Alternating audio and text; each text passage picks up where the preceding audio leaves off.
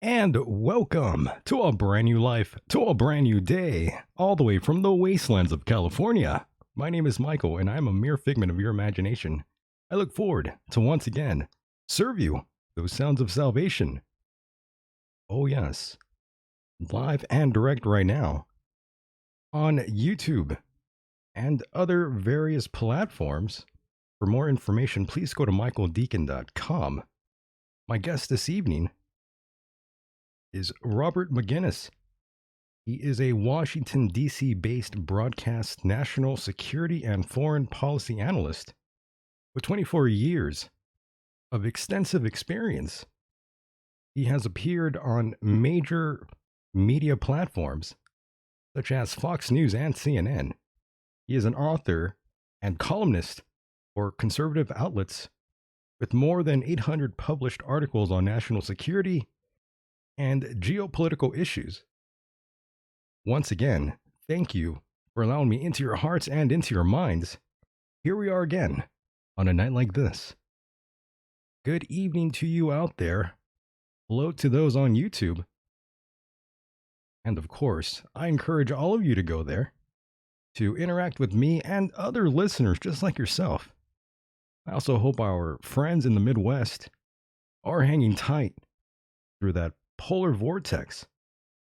I can't even believe how cold it is out there for some of you.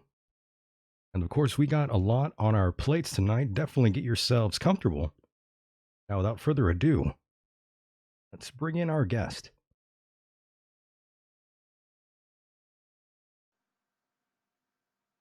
Robert, are you still there? Yeah, I'm still here, Michael. Amazing. How are you, my friend? I'm doing well, and yourself?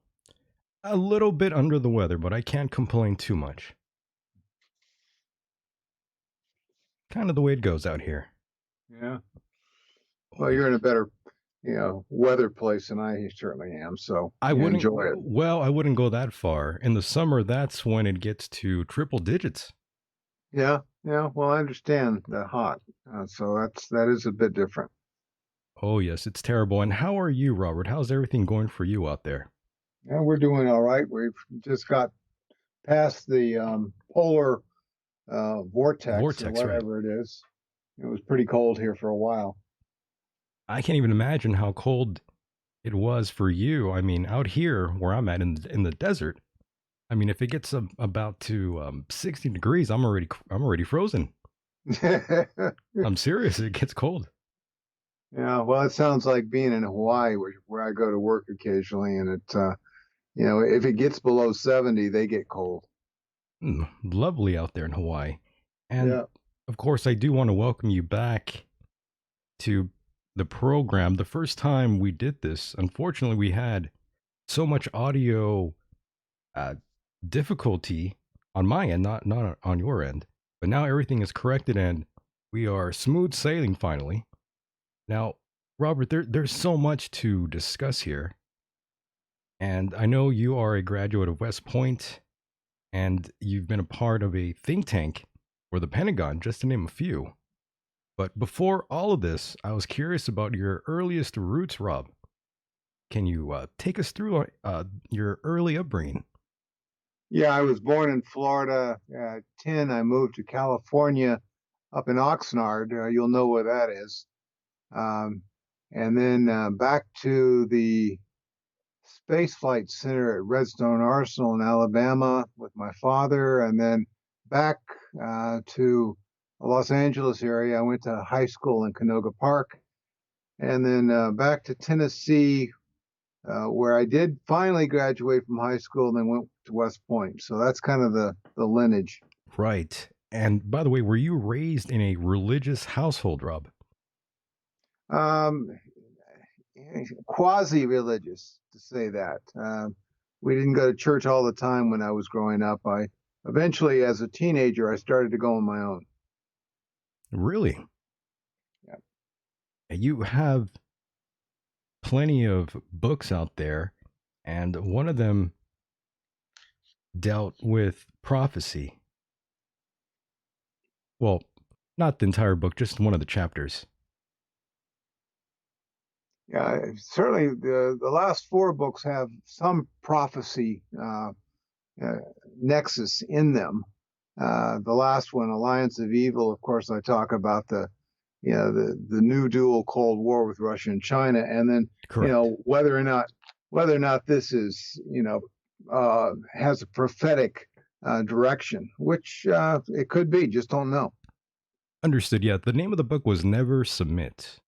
Well, Yeah, the Never Submit Mhm. was well, was it what, 2014 or something like Yeah, that? around there. And it was about the genocide in the Middle East of Christians. And of course, that was when ISIS was, doing the most damage and running Christians left and right out of Iraq and Syria, and for the most part, the rest of the Islamic world was not terribly nice to Christians.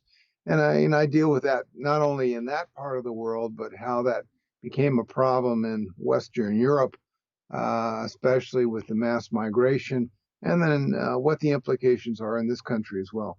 Understood. Do you think Christianity is currently under attack? There's no question.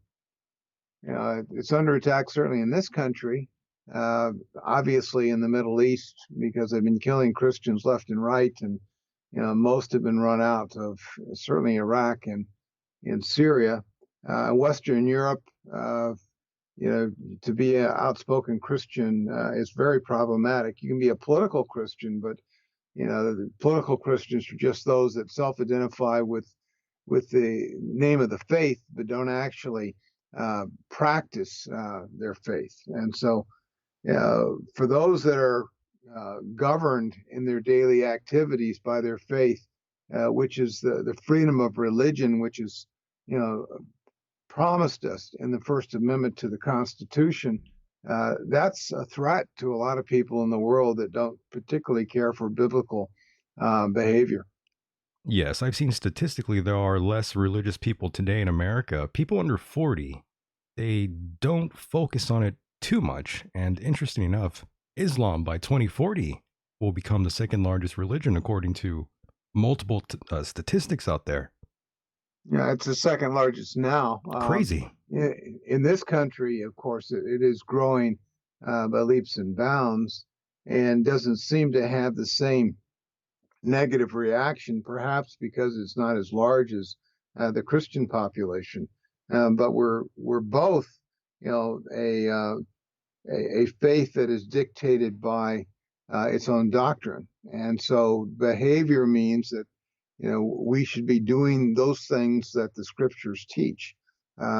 Someone that's Islamic is governed by the teachings of Muhammad, whether it's in the Quran, the Hadith, or the Sirah, and they have to be compliant with that to be a true Muslim. Of course, there are six tenets of the faith, and you have to satisfy those, etc.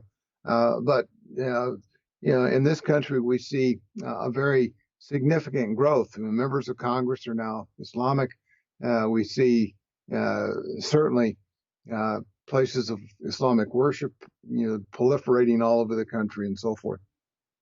Yes, even in prisons as well, those who study Islam, they seem to get a lot more respect from the prison guards. Well, and to a certain degree, there's discipline within the Islamic faith, and Saudi Arabia funds a lot of prison ministries Oh, and interesting. has for many, many years. Hundreds of millions of dollars are pumped into that setting just because they can do that, and we've allowed it to take place. So they hire chaplains, Islamic chaplains. They hire literature or buy literature and ship it to prisons and so forth. So that's quite an outreach, and but it's mostly Sunni uh, Muslim faith promoted by the kingdom in Riyadh. Some people believe religion is the root to all issues we currently experience today. What is your opinion on that? Well, there's certainly there are many reasons for conflict in the world. Religious differences are one of those.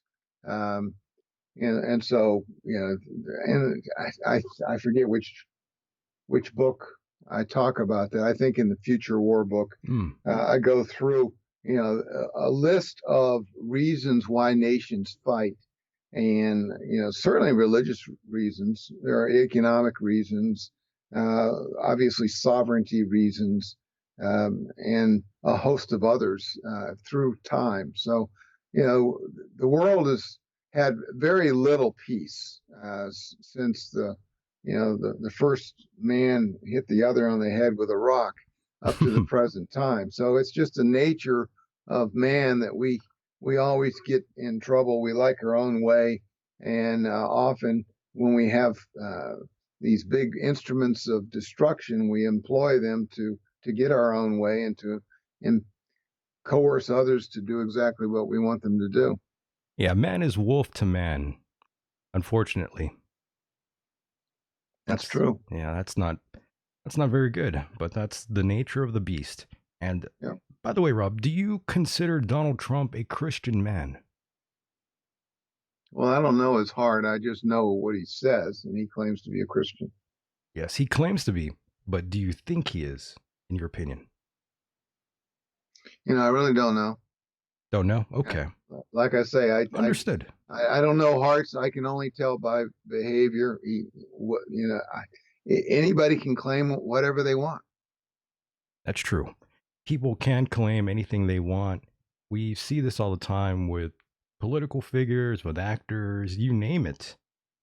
Their personal opinion always varies from their private, or well, not their public, rather. Sorry about that. Yeah, that's true. We have a governor here in the state of Virginia just got into a lot of hot water this past week on a couple of issues, and he claims one thing, and yet we have a picture that says something different. So I suppose, in time, the truth will come out. But that's true with just about anybody. Oh, yes. In time, you can measure their behavior and draw your own conclusions. Hindsight 2020, indeed. It is. And of course, in recent headline stories, we've been watching and reading all about the Steele dossier and what's been going on with Jerome Corsi and Roger Stone. We saw Jerome Corsi get that visit from authorities, as well as Roger Stone was hit with the FBI raid in the middle of the night. Multiple squad cars arrived at his home. Lindsey Graham very upset over the whole ordeal. He said the raid was unacceptable. What exactly is your opinion on Jerome Corsi and Roger Stone? Stone's quite the character. I've seen a couple of interviews. Right. It did seem to be, rather heavy-handed and over the top with 27 agents and, all sorts of weapons and helicopters and armored cars, just going and surrounding his little Florida home, and then, handcuffing him and leading him away as he was barefoot going to prison. I don't know why that was necessary, but that wasn't something done by the special prosecutor. It was a FBI office decision. So there must have been something that they wanted to do there. Yeah, that was interesting to see all that go on. And of course, the judge is considering a gag order on him. He actually was on the Jim and Sam show on Sirius XM talking about the case, and he's been quite vocal about it. I'm not quite sure that's a smart idea. Yeah. Well, right. that's his. He's trying to raise money. I know I get a email from people that are trying to raise money from him. So he has a very high hurdle to overcome financially to pay for the lawyers that have to be there to defend him, hundreds of thousands of dollars. So, the special prosecutor is in the habit of breaking people financially, and we've seen that with Michael Flynn. We've seen it with, we'll see it with Stone and with others. Yes. And what about Jerome Corsi? He's labeled as a quote unquote conspiracy theorist. What's your stance on that? Yeah, I don't know that Not much really? about him. Ah, okay. It's okay. No worries. And I wonder if they'll actually end up behind bars for a long time. Well, if they can convince a jury of his peers that he has broken laws Right. that justify incarceration, then yes. you know, in the case, say, of Michael Flynn, I think the circumstances that we've heard about, um, though we haven't seen official documents really, yeah, it just doesn't make a lot of sense why they pursue people like that, other than to try to, you know, get them to spill the beans, I presume, on the president, and yet evidently they don't have anything as yet, at least based upon what has been released. So, Yeah, we got to wait um, to the smoke clears. yeah, time will tell. Indeed. And Sam Hill in the chat room, he says, "Does anyone in Washington tell the truth?" He put nope. Very stern. Well, yeah, yeah. I wrote the book before I wrote on the deeper state, The deeper state, where correct. where I talk about the three layers of the deep state, and the first layer is the the political class with the administrative part of government that stands behind them, and then the second layer are the influencers, whether it's the lobbyists, of which there are thousands, or the think tanks, or the wealthy, deep pocketed people like George Soros and the like. And the third level, I say, is really a spiritual component that, some people acknowledge, others don't. But truth telling is an art in Washington. I've spent, decades and decades here, and whether you're a political class or you're in the media or you're in the bureaucracy, uh, truth tends to be convenient and relative to the circumstance that you find yourself. So we don't always find out what the ground truth is on the surface, and seldom do. That's why when I mentioned my governor and the mess that he's created this week, that we probably will not know the ground truth anytime soon, because his agents will try to obfuscate it as best as they can until they can, at least somebody comes up with something that's irrefutable, or he manages to escape you know the public opinion. Very interesting. Local machine in the chat, he asked if you think, well, he's saying, ask if he thinks his governor was in the KKK uniform in the picture. Well, I heard the governor speak today, and he denies being in either one of those. He says he has zero knowledge of any type of event that would have created that image. So whatever. Like I say, he's Right. a politician. Um, there is a justification or an incentive on his behalf to not not say the truth. He is getting a lot of pressure from his Democratic base and from national leaders around the country to resign. But he, at least at the news conference today, he was stalwart, and he said he's not going to resign. He's going to continue serving the people of Virginia. So we'll have to wait and see. We will definitely have to wait and see till the smoke clears, as usual. And, a few episodes back, I spoke to multiple hackers before the show and even brought one on. They have zero agenda in political ideologies. And that community that I've been talking to, they all say that it certainly does appear Russian hackers did try their best efforts to try and manipulate voters through social media. And of course, that wouldn't be the first time we've seen other countries try and influence or straight sabotage elections. We do the same thing.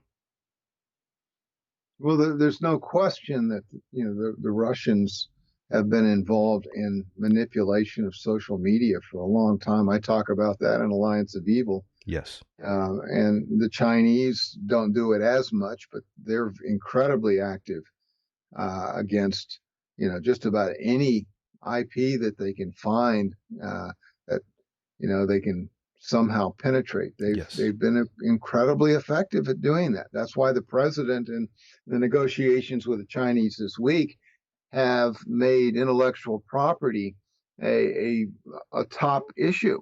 That, yeah, we want to work out a trade deal with you, and we want to work out a host of things, but intellectual property, which is going to fuel the future of China, and if you're going to rob it from us, we're going to make it more painful for you to do that. And so that's an aspect of what I consider the new uh, dual Cold War that we're fighting today with the Chinese and Russians. Amazing. We'll get into that in a moment. Politics have been completely entertaining lately, like a bad TV show.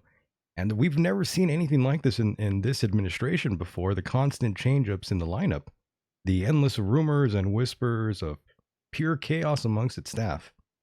It's truly amazing, really, just to sit back and watch it all go down, no matter what political ideology you carry yourself with. It's just we've never seen anything like this before, Robert. In other words, it's truly fascinating to sit back. Well, certainly the present day, we have a lot of media outlets that are, chatting about various and sundry things, either that they know about or they've heard about. Right. The administration, does have a fair amount of turnover. It's not unusual to turn over after 2 years. Most of those appointments are very, very strenuous, 24/7 type positions. And, most of these people are not incredibly wealthy. So they kind of have to figure out, taking the government on the government dole for a couple of years, and then they go off and they make some real money. Um, I would say that past administrations, you didn't hear about the turbulence, which is fairly common, only because it didn't have the media's attention. And we didn't have the social media, say a decade ago that we have today. So I would be somewhat hesitant about saying, it's far worse now than it was, in the past, because historically, whether you go back to the time of Abraham Lincoln or Theodore Roosevelt or Woodrow Wilson or Franklin Roosevelt Right. or any of the others, they had significant turnover as well, but it just didn't, you know, rise to the point that people really cared about or even knew about. So, it is a bit of a red herring, I would say. Now, Trump has really pushed certain promises he made during his campaign. One of them is with the wall. Yeah. Recently, he mentioned the desire to declare a national emergency for the wall. What are your thoughts and opinions on that, Rob? Well, I think that unless he can, Nancy Pelosi has a premonition that something's going to happen, unless she uh, changes her mind about her promised $1 investment in the future wall, then we're probably going to find that the president, in spite of, you know, I think that he doesn't really want to, but in spite of the fact that, he's not going to get the House of Representatives to fund, the 5.7 billion that he says he wants, that he probably will call a national emergency, and then he'll employ probably a couple of brigades of U.S. Corps of Engineers to build a variety of barriers where the Border Patrol say that they're needed along the southwest border. That he can do within the jurisdiction that he has with the U.S. Army, and we'll have to wait and see if someone tries to block that. Now, yeah, I'm not sure even a federal judge under certain circumstances would have jurisdiction uh, over the commander in chief exercising using that particular statute that was passed back in 1976 during the Jimmy Carter era. We've had a lot of declarations of states of emergency, some of which have started back in the 70s that continue today, such as the one with Iran, and how we're holding funds. And then, of course, we've had one recently, evidently, with regard to Venezuela and the oil income that Citgo and the like earn. So, I think the president will probably, unless there's some miracle in that bipartisan effort over the next 2 weeks, that he'll make a declaration of state of emergency, saying that the nation's security is at risk, our border is at risk. Keep in mind, for years, the United States Army guarded the southwest border. Now, that goes back over a century. We were there a long time, and we were constantly pushing back against you know, a variety of Mexican army forces and the like. So it was a contested border for a long time. It would not surprise me if we upped the ante and did put more troops down there. Amazing. Do you support the idea of this wall, Rob?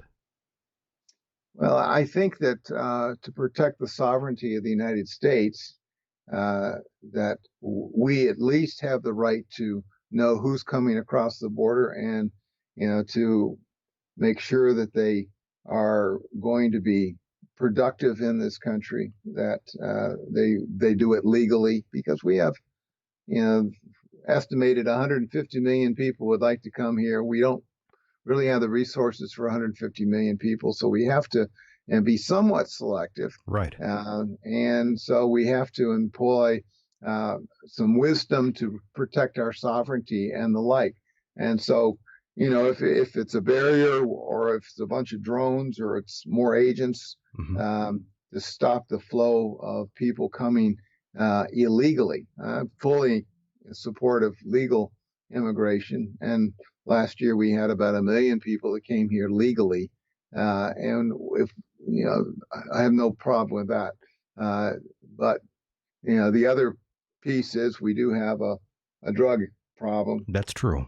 and we can't stop all of them, but we can certainly stop more if we force all of those drugs to come through ports of entry rather than a very porous border. So, the people that run the Border Patrol, uh, they know what needs to be done. I can tell you, having spent years on the Korean demilitarized zone, that worked pretty well. I spent a couple of years on the Iron Curtain, and that worked pretty well. And so I know barriers can work. It's just a matter, you have to have the will to do it. Absolutely. And I am for the wall. I'm not exactly against the wall. There's some things that I am curious about. And one of them is the budget for the wall. I would assume that you would need a lot more money than that to get that thing going, really. There's a lot of land to cover. And I'm not quite sure if that's even enough money to cover those costs. And again, the drug problem and drug trafficking, or human trafficking rather, the drug and human trafficking problem is very, very vital indeed. And I've seen it happen plenty of times. I live in a border town, and I've seen people not cross, but jump or throw things over the fence, mostly heroin and meth, which is what the cartel really loves to bring over the border here. Yeah. Well, the cost of the border, like I say, that's something that the technicians that work for the Border Patrol and the contract firms that they work with, they'll have to come up with those estimates. I'm not sure of the real genesis of the 5.7 billion, but given a 3 billion or $3 trillion budget, that's not a lot of money, quite frankly. And it may be just a drop in the bucket. I don't know. I'd leave it to the engineers that design those sorts of things. Right. But I can tell you that the borders that I've guarded were rather robust. Of course, they had minefields in them, and they had guard towers, and I saw people shot and killed or blown up as they tried to cross. I'm not suggesting that for ours, but we certainly have Right. to. Other than just a single strand of barbed wire separating the two countries is probably insufficient. Understood. And one of the other issues we've seen Donald Trump take a very firm stand behind is his policy on the trans ban. You were, of course, involved with the don't ask, don't tell policy of the 90s. Right. What first prompted this discussion and how were you approached by this, Rob? I'm just completely fascinated how all this manifested for you. Well, I became involved because I wrote a couple of articles in 1992 after Bill Clinton, when he was campaigning for the presidency in Vermont. Somebody asked him whether or not he'd lift the uh, 2-century-old military ban on the open service for homosexuals, Right.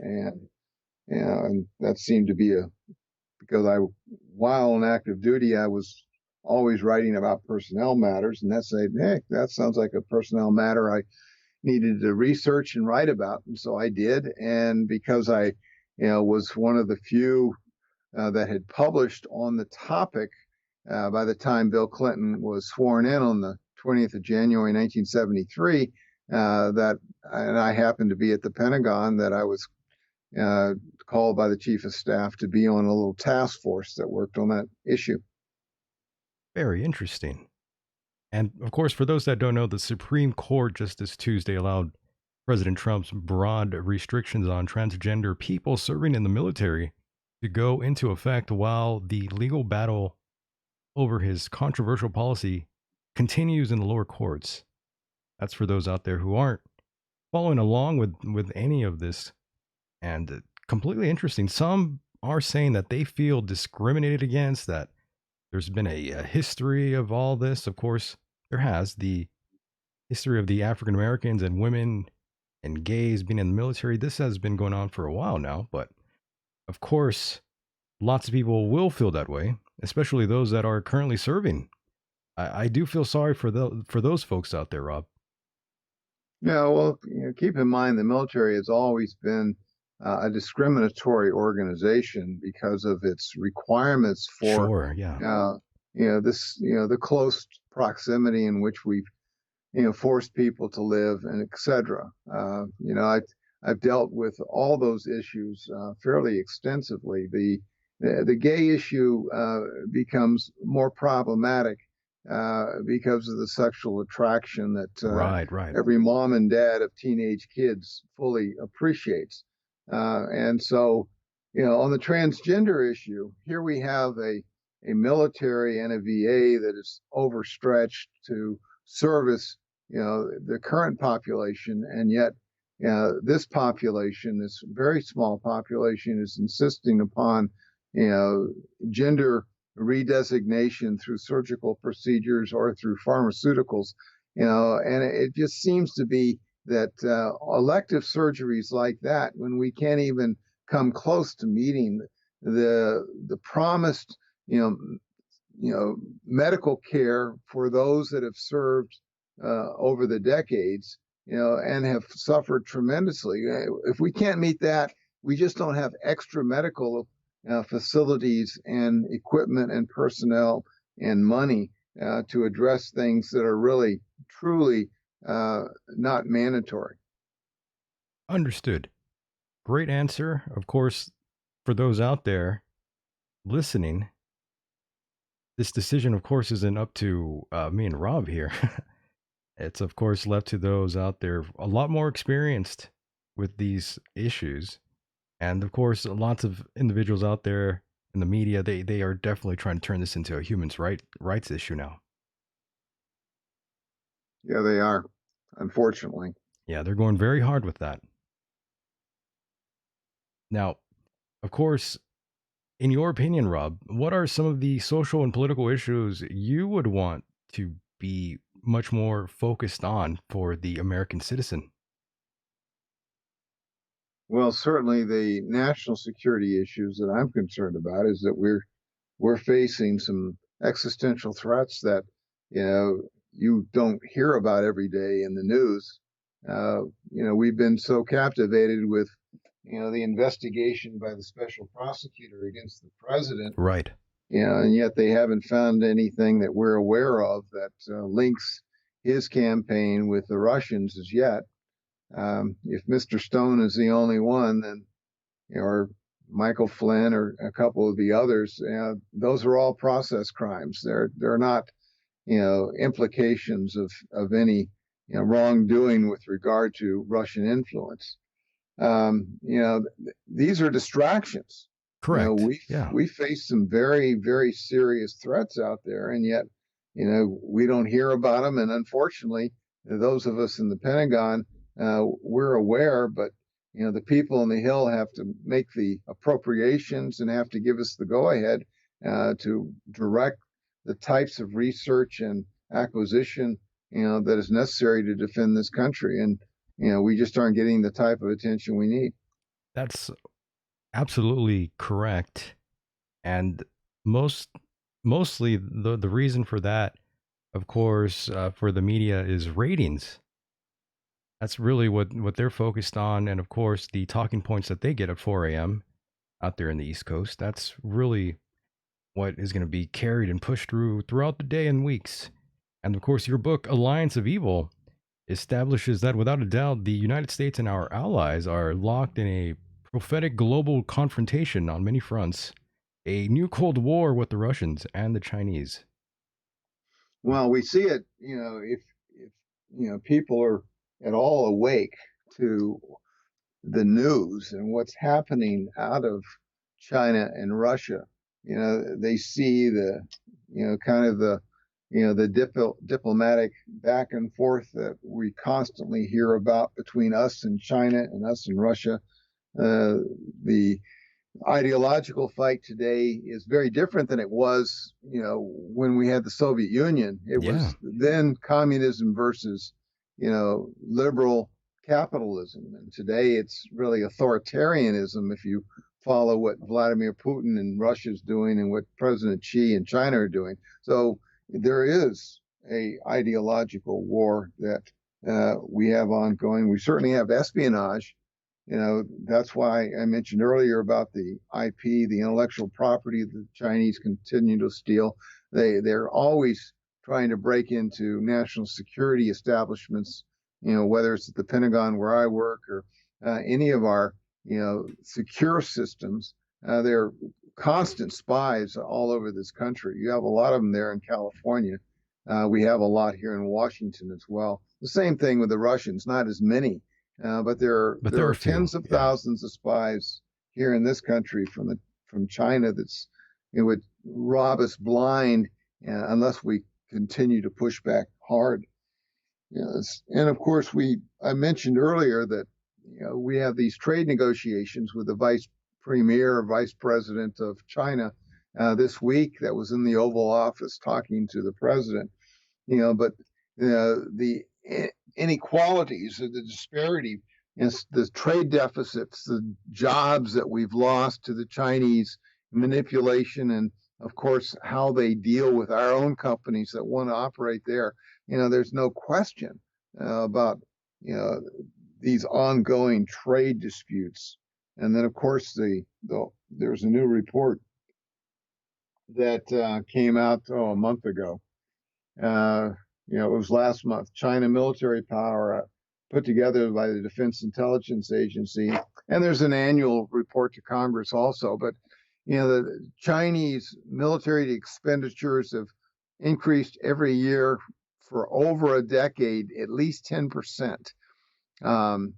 And even though, if according to their own charts, that maybe they're spending 200 billion. Oh my! Well, that's really only a drop in the bucket, because if you understand how the communist government of Beijing operates, a lot of their security expenditures are hidden in other parts of the government.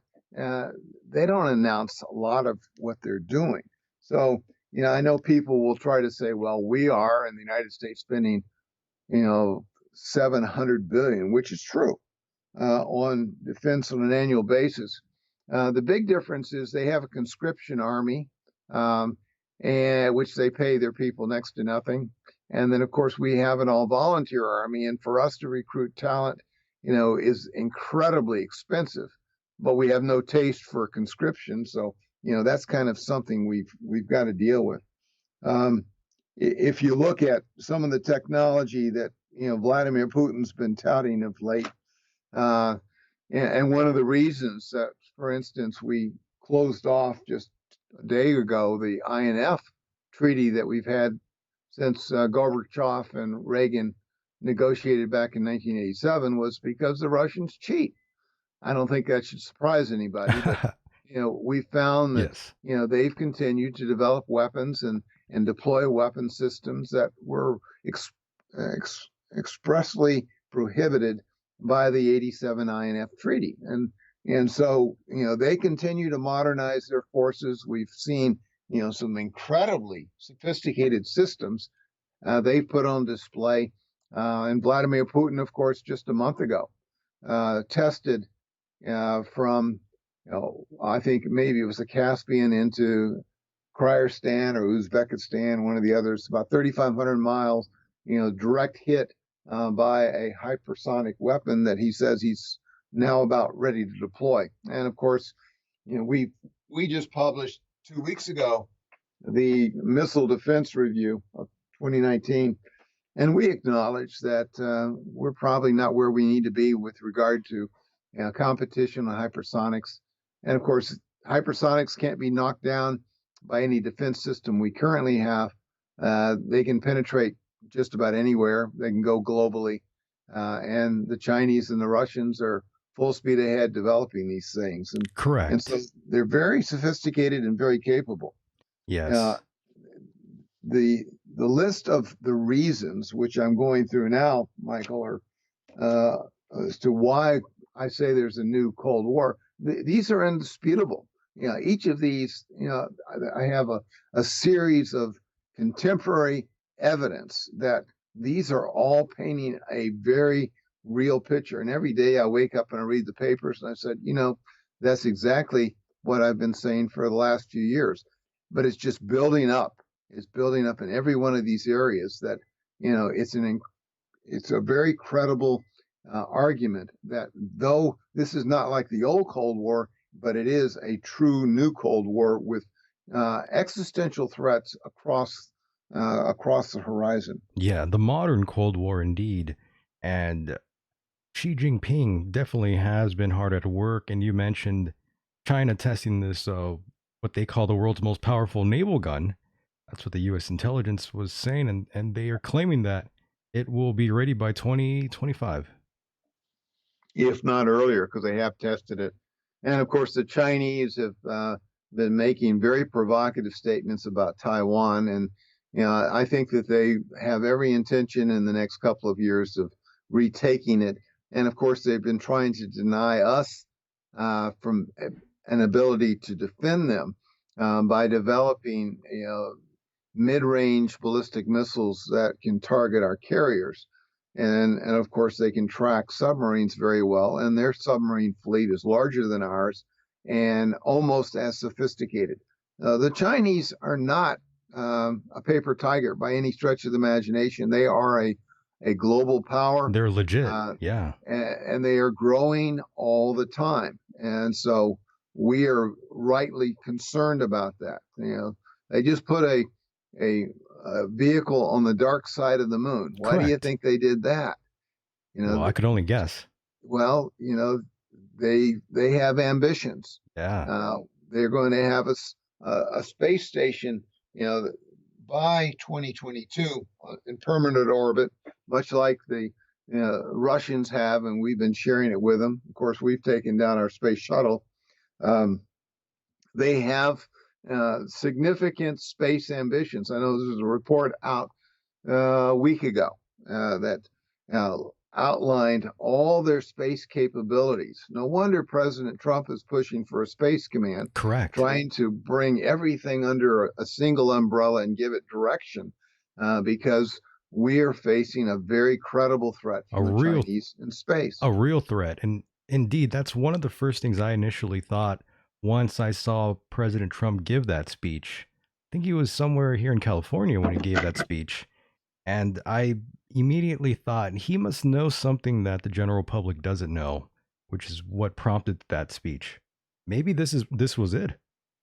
Well, if you look at their anti-satellite capability, if you look at, they've been saying since the Gulf War of 1990 that, they watch this closely and they understand that our reliance upon our satellite constellation, that they have to cripple that. And that's what they're trying to do. The Russians a few months ago put a very interesting satellite in orbit that kind of maneuvers around and checks things out. Well, we've known the Russians in the past have developed weapons for space, and I talk about that in Future War, my book 2 years ago. That these things are by design, part of their strategy. They have a whole host of capabilities, and we have to counter those capabilities if, in fact, we're going to remain a credible force in a very threatening and sophisticated world. Yeah, this is very scary. Of course, you were just talking about Russia's new hypersonic weapon, which Right. of course will be ready by 2020, according to U.S. Intel. Of course, this creation is called the Avangard, if I recall correctly. Yeah, that's the Russian, Yeah, the and Russians. we saw that it was on the bottom side of a oh, what was it? A flanker that was flying over Moscow a couple months ago. Somebody made a picture of it and published it. We've seen the tests that Putin back in March of last year displayed when he was making the address to the nation. But it was his recent test of that capability that was very credible. That's what the DIA and the other intelligence agencies says. Yeah, we are watching. The Stratcom commander out of Nebraska said we are watching closely. We know they're doing these things, and this is not fictitious. It is real and it's credible. Yeah, that's pretty frightening to think that they are capable of striking the U.S., various points of the U.S., with this thing here. Well, the Russians still have a very robust nuclear force, and they've modernized their ballistic missile systems. Um, so, if you have a modern ballistic missile system, they have a fairly sophisticated, certainly similar to what the old Soviet Union had in terms of nuclear strike, uh, ballistic submarine ballistic missile systems, as do the Chinese. They just tested a new ballistic missile that is very effective. And we have a hard time tracking them because they have stolen a lot of the technology that have kept their deep submarines silent. And if you keep them too silent, then we're not going to be able to hear them through acoustic monitoring. And so, they're getting very good, and we have to be as good or better. Oh, yes.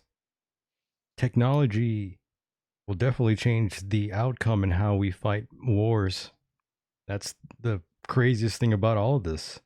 It is. Where the future takes us, really. And uh, between Russia and China, personally, I think China poses the bigger threat because of their technology and artificial intelligence. Yeah, well, artificial intelligence, of course, is President Xi's primary modernization objective, and Right. he's harnessed, all of private and public industry to, really exploit that to the best of his ability.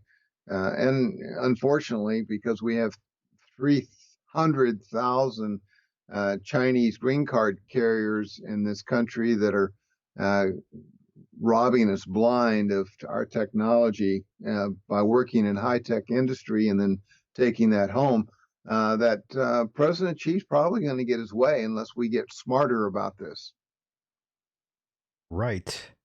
Right. And Robert, if there ever does come a day when we see an all out war with these two nations fighting side by side against us, how do you see that outcome going for America? Well, it won't be pretty. Uh, Correct. we're stretched right now to do what we're doing. A lot depends upon what the Chinese, how they continue to develop their armed forces. They've mimicked us in structure over the last few years. They've redesigned to create a joint force, to have regional commands, much like we do. We have 6 around the world. They have restructured their headquarters differently. They have a space command, of course. They have, a command that oversees, cyber and the like. So they're full speed ahead. They have 2 million people active duty, which is more than we have active duty.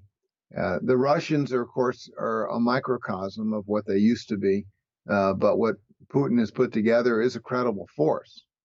When they did the Vostok 2018, which is a multilateral exercise in the eastern part of Siberia, the Chinese were involved. And of course, that was the largest exercise since the end of the Soviet Union. And they demonstrated a considerable capability. Any confrontation with either China or Russia would potentially be catastrophic for all nations involved. It depends upon if there's a willingness to only employ tactical systems versus strategic systems, much less nuclear systems.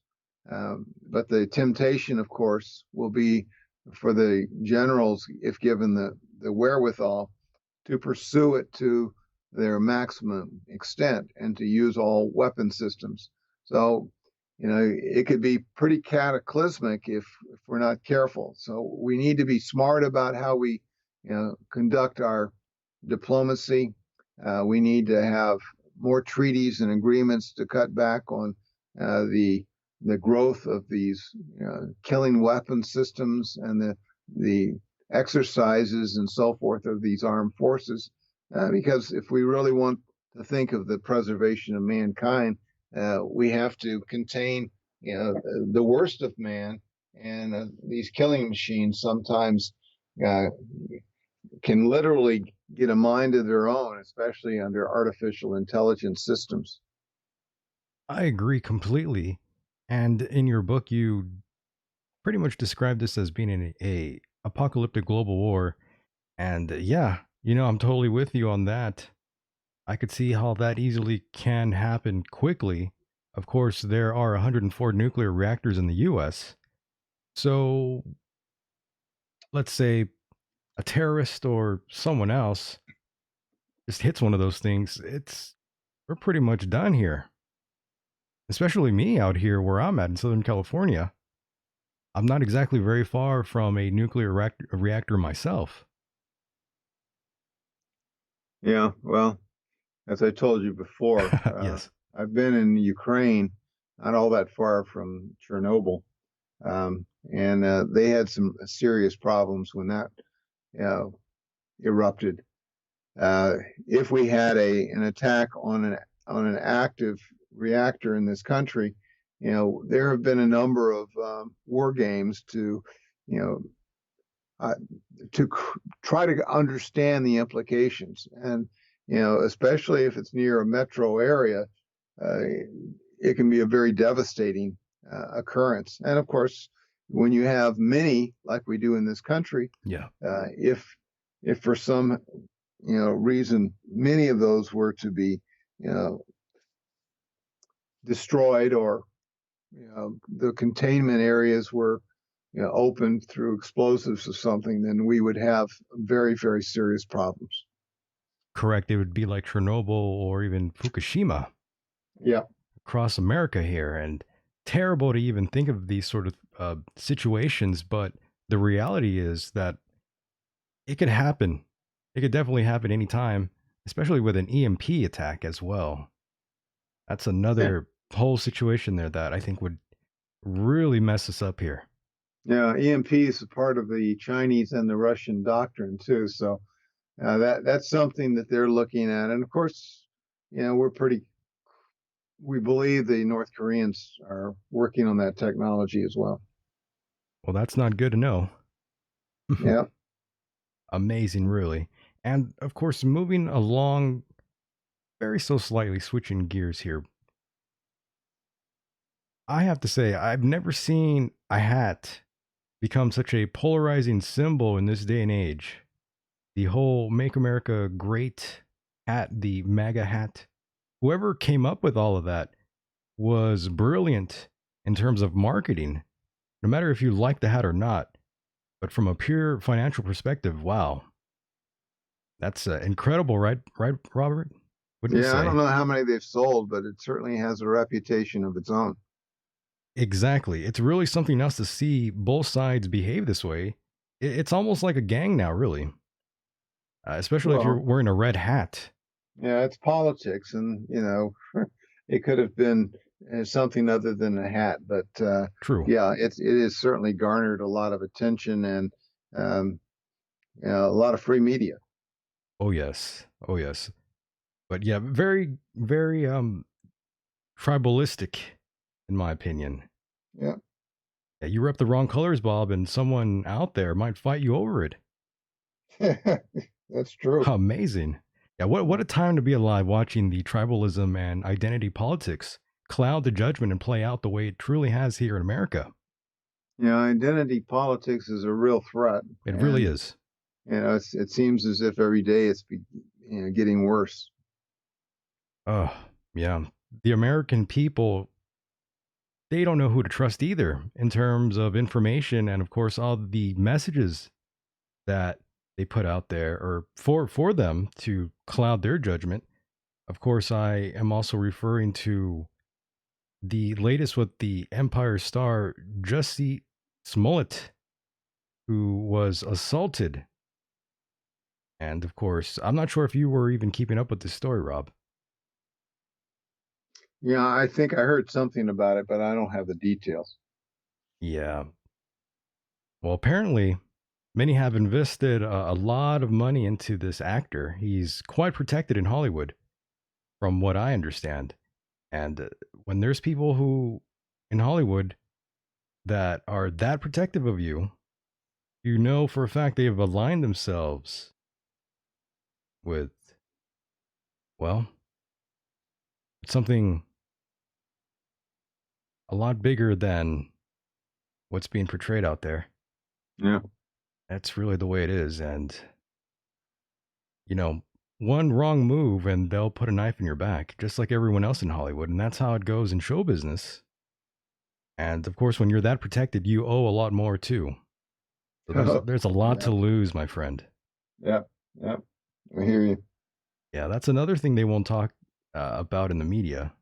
What we're talking about now. That's the reality. Yeah, no, I hear you. You're right. And I'm perturbed by all of it, really. Again, I thought, who the hell ties a noose around someone in America today? yeah, Amazing. Moving along here, though, I just thought it'd be interesting to get your take on that. But yeah, it's really, really nothing to truly get into just yet. Got to wait till all the facts are in before we could even try to make any sense of all of it, really. yeah. Some people are asking me, what exactly am I getting at? Well, I can't really discuss too much about um, certain people in Hollywood. I want to get in trouble here. You're too close. Yeah, there's something there that there's a lot to say, but I don't even want to go over that really. But going Well, back, I, yeah, yeah, I going. certainly talk Mhm. about some of that in the deeper state, and certain personalities that end up in Los Angeles area and what they've done. So Yeah, there's some pretty dark things there. understood. And another thing I wanted to mention to you, Robert, was here on the program. I talk about so many different things, and one of those at times is the paranormal and the afterlife and extraterrestrials. Where exactly do you align yourself in terms of extraterrestrial life in the universe? I talk about in all of my books a spiritual dimension. Now, Right. uh, I don't talk specifically about what some people call aliens from Mars and that sort of thing. Uh, I don't doubt that there is a spiritual dimension. I can't put my arms around that spiritual dimension. Um, I have seen evidence of a spiritual dimension, but I, you know, I don't go much beyond that. I try to understand what the scripture has talked about that and put it into some sort of context within the times in which we live. There is a great deal of prophecy that suggests what those end times would look like. And that's where I try to wrap in what I'm writing about in context to that. I don't go much beyond that. Now, uh, how those spiritual dimensions are interpreted may vary from, you know, one person to the next, but that's about how I take it. I see it that way myself, though. This is a spiritual battle that we are currently in. Right. I truly feel that way. Yep. You could just look at the news and you could see it yourself.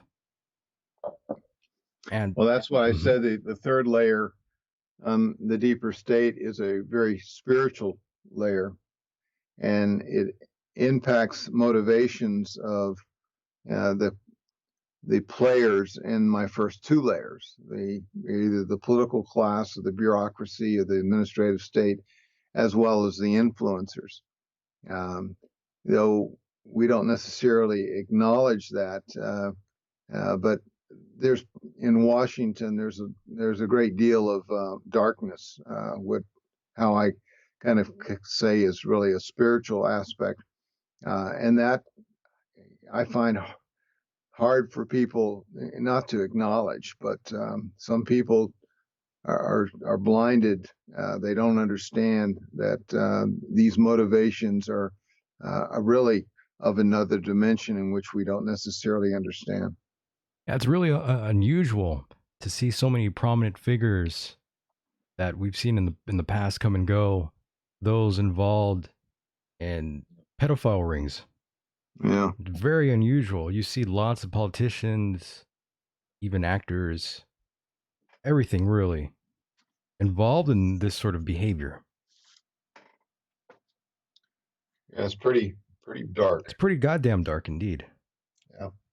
And I don't even use that word too often here, but the best way to describe it. Yeah. Now, in terms of the afterlife, though, Rob, do you believe in afterlife? Oh, of course. I'm very much a biblicist, and I believe as Jesus Christ has acknowledged that he went to prepare a place for those that have accepted him as Lord and Savior, and that when you leave the physical body, your spirit will ascend to be with him. And so, yes, I very much believe that. Amazing. And of course, we are coming to a wrap very soon here with the interview, even though I feel like I could talk to you for another hour very easily here. One of the things I did have in mind to ask you was in terms of the whole Gillette commercial, the whole, the whole, I guess you could say, fake outrage over this commercial and how it's really got people talking again about toxic masculinity. And I always felt in America there is also a war against men. How do you feel about that? Yeah, well, there's a war against individualism as well, which is really, Correct. the machoism of the early frontiersmen in the United States. We were a country of rugged individualists that pushed west, conquered lands and native peoples, and just the rigors of the outdoors. The governor of Kentucky said something the other day about the softness of the present generation, and I think there's some truth there as well. That we out east and into the north where it gets cold these days, we are so jumping at canceling school because the kids are going to get cold at the bus stop and so forth. We have become fairly soft. I think that on the sexuality thing, that uh, certainly the promotion of uh, feminism, the promotion of homosexuality, uh, is has to target something, and they target what they call toxic masculinity. No, Right. I just say it's masculinity. It's men being, uh, you know, what they're supposed to be in the certainly in a biblical perspective, supposed to be the leaders of their homes. That doesn't mean they're the leaders of their community. Not that women can't be leaders of community, in which many of them have been and are today. But they're distinctive male-female roles uh, in creation, whether it's the male lion and the female lion, or it's the male human and the female human. We have roles that have been based upon not only the physiology, but upon the psychology that is ingrained in each of us. And I wrote a book on back in, what was it, 2013, on women in direct ground combat. And there is a whole host of reasons why young men psychologically, physiologically, are better predisposed to that sort of environment, whereas young women are not.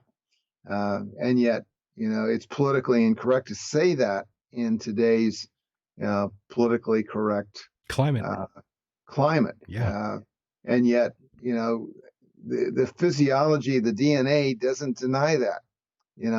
My DNA is different than my wife's DNA, and she will never be as strong, given equal opportunities of nutrition and exercise, as I will. And my son and daughter will not be equally as predisposed to do the same sorts of things. That doesn't mean I'm any smarter or she's any smarter. It just means that we've been designed to do different things. And so when I looked at, President Obama's decision to, try to open everything in the combat arena to young women, and I see these young women every day as I walk the halls of the Pentagon, and I say, I've had to carry a 100-pound pack. I've had to do incredibly strenuous things as a Ranger. There are very, very, very few women that would ever be physically able to do that sort of thing. And so I wonder about the lunacy of the policies that some of our lawmakers have embraced because they were so politically stupid to, follow what their political handlers are telling them that they must do to advance what we call radical feminism, which is really not smart for the country and certainly not smart for young women. I agree with you on that. And of course, women with lower density, they have lower bone density than men do. So Yes. we are naturally stronger. And that reminds me, I didn't even have any of this plan to ask you, but all these ideas are just flowing through me now. Um, do you think it's fair to have these trans athletes compete with women? No, because the DNA is different. A young man has the cardiovascular fitness capability much better than a young woman. The same thing with upper body strength, their endurance, and so forth. The science is very, very compelling. Correct. Yeah. Anybody that is at all objective in looking at the real science, as I have, and writing in Deadly Consequences, and we've done all these studies, and we know those differences, and yet, the politicians want us to be blind when we look at what a job requires, and as a result, they try to gender neutral some of those requirements, and basically they just dump on the young men that end up being in a position next to a young woman because he has to end up doing the job, and we know that, but we don't say it because it's not politically Not politically correct. Yeah. It's difficult seeing all these things going on, and you think about the younger generation and how nowadays society, like you were saying, they kind of discourage individuality. They don't want you to be an individual anymore. They want you to go with the collective hive mindset. Well, that's the progressive way. Yeah, it's just depressing to see this though, and so many people fall for it. Well, they don't understand the nature of man. But the progressives all the way back to Hegel and in Germany when he kind of became the collector of this progressive idea that Darwin had that passed on to Marx and Hmm. infiltrated most of Western Europe and eventually in this country. They really uh, think and they try to persuade even our educational establishment, John Dewey and the likes, that you know we don't want to have people aspire individually to greatness. We want the collective body of people to become uh, great in their collectiveness of sorts. And so it's really a confused ideology that undermines the individualism I talked about earlier, that undermines a lot of the things that our founders in this country put together, which was really, I think, just a phenomenal package of guidance in our Constitution and understanding of human nature that made us a very, good, productive, you know, I suppose, exceptional country, given as we compare ourselves with countries around the world. So, For sure. Of course, my concern for the nation and society is, of course, the fact that no longer do we preach the message of life, liberty, and the pursuit of happiness. Where did that go? well, that's certainly in the Declaration of Independence, and it went out the window because progressives certainly don't believe in liberty unless they're dictating who can do what, uh, and to pursue your own agenda that goes back to individualism. They're not anywhere about that.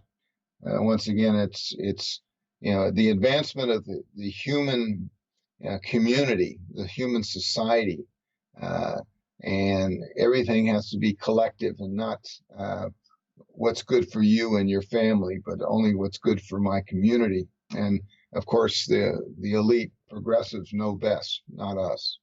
Yes, we are definitely a small percentage aside from the rest of the intellectually bankrupted individuals out there whose lights are on but no one's home. I think Yep, I a think lot you of that going yeah. on. Yeah, you get the picture. It's just it has me perturbed in terms of how, Rob, how do we perhaps reach those people, the ones who are not fully aware of all these things that are happening?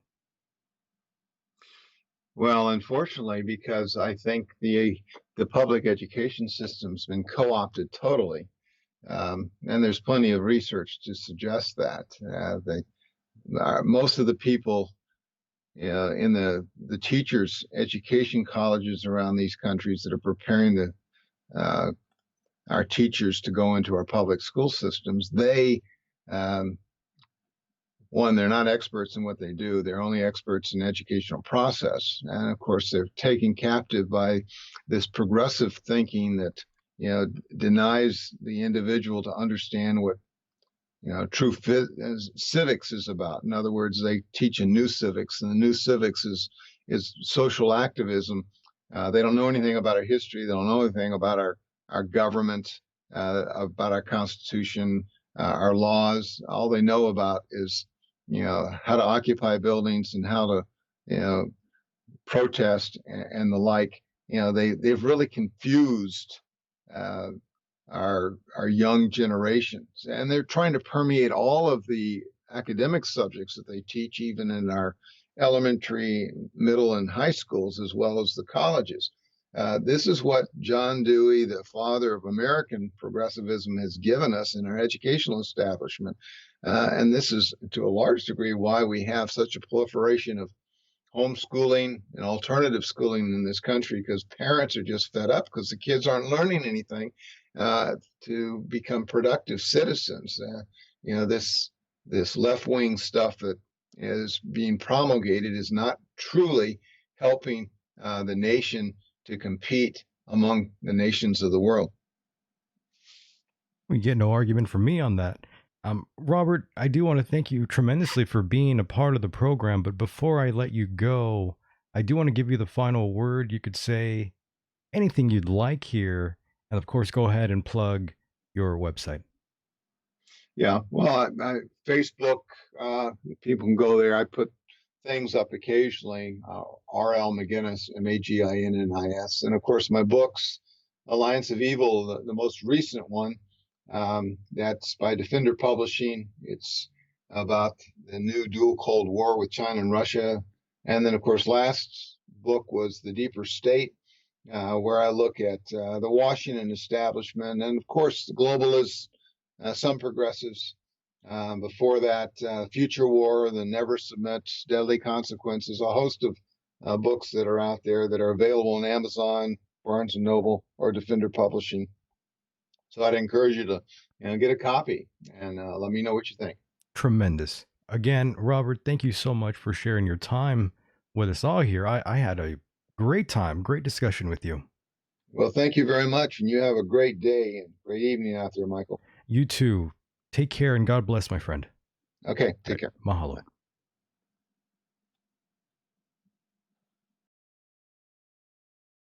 And there he goes, ladies and gentlemen. That was Robert Maginnis. Truly an interesting and informative conversation. Robert truly is a respected man. I enjoyed that talk. He is certainly one of the few who are good, no doubt. Now, it is that time to go on a little break. And when I return, I definitely invite all of you to call in if you'd like. I got some news to go over, and of course, I got an email to read. I don't think I'll be here too long. Feeling a little bit under the weather still. You know how that goes. Stay tuned. I'll be right back after this little break.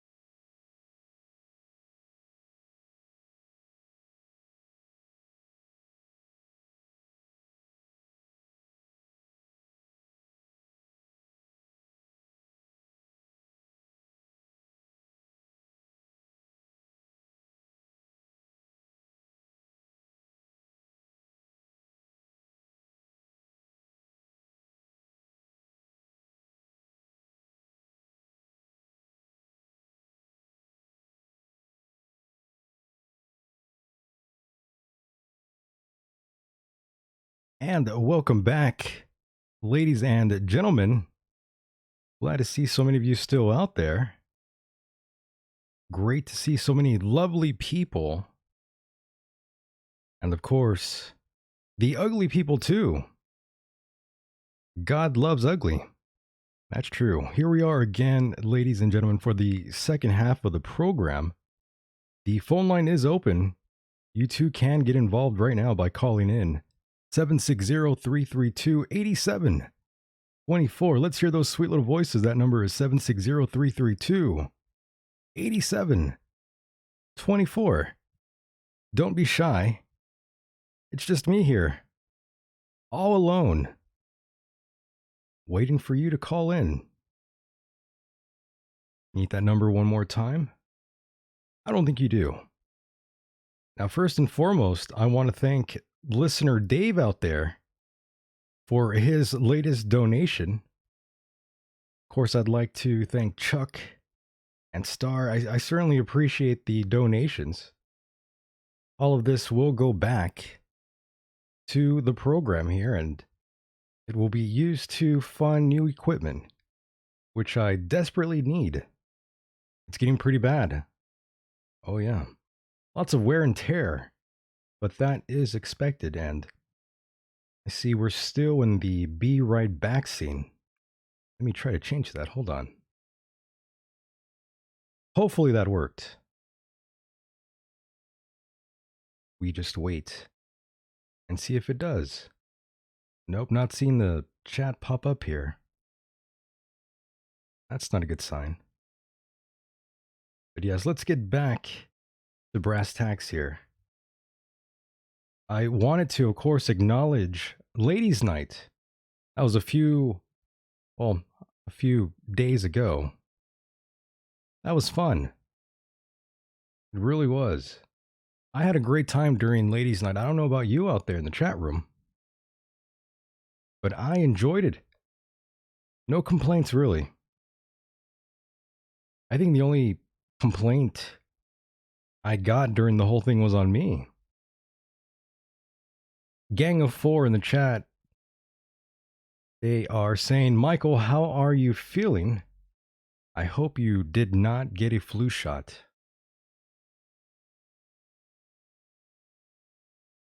No flu shot.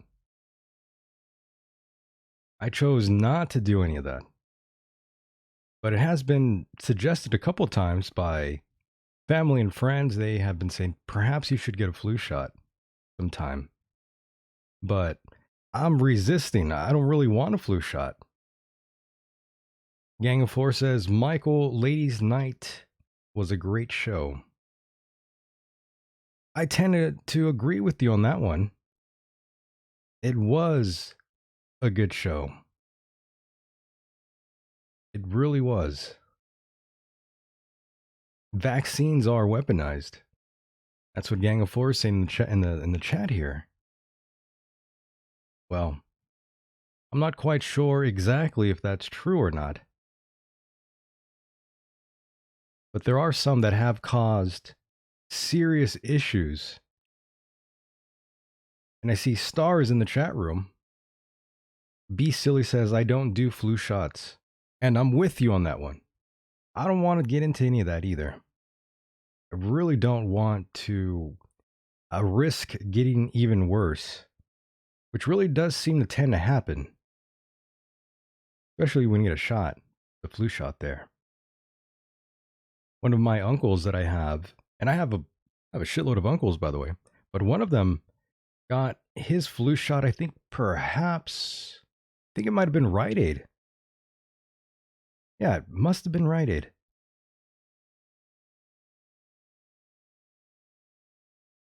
And he got sick. Got even worse. Now, I'm not saying that the shot was the reason he got worse, but I'm just going to assume that was the cause of that. Poor guy.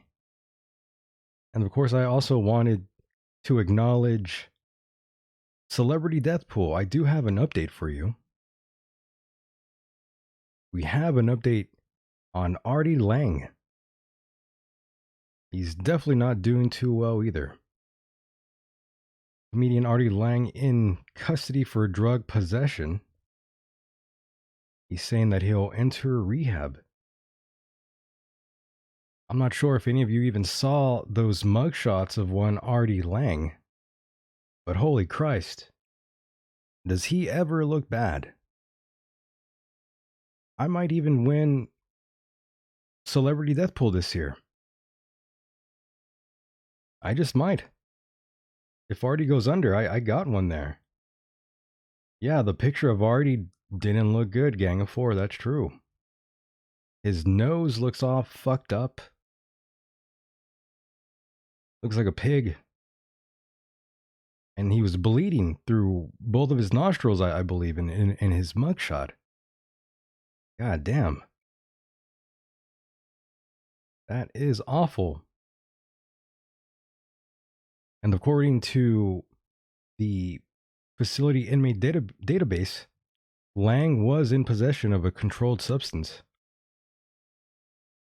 So, all this time of him being sober, he, well, he's been high as a kite. A Star is saying, any word on Ruth Ginsburg?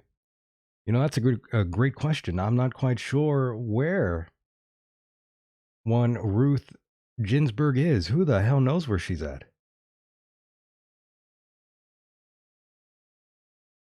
Henry Kissinger, Gang of Four, is saying, what keeps him alive?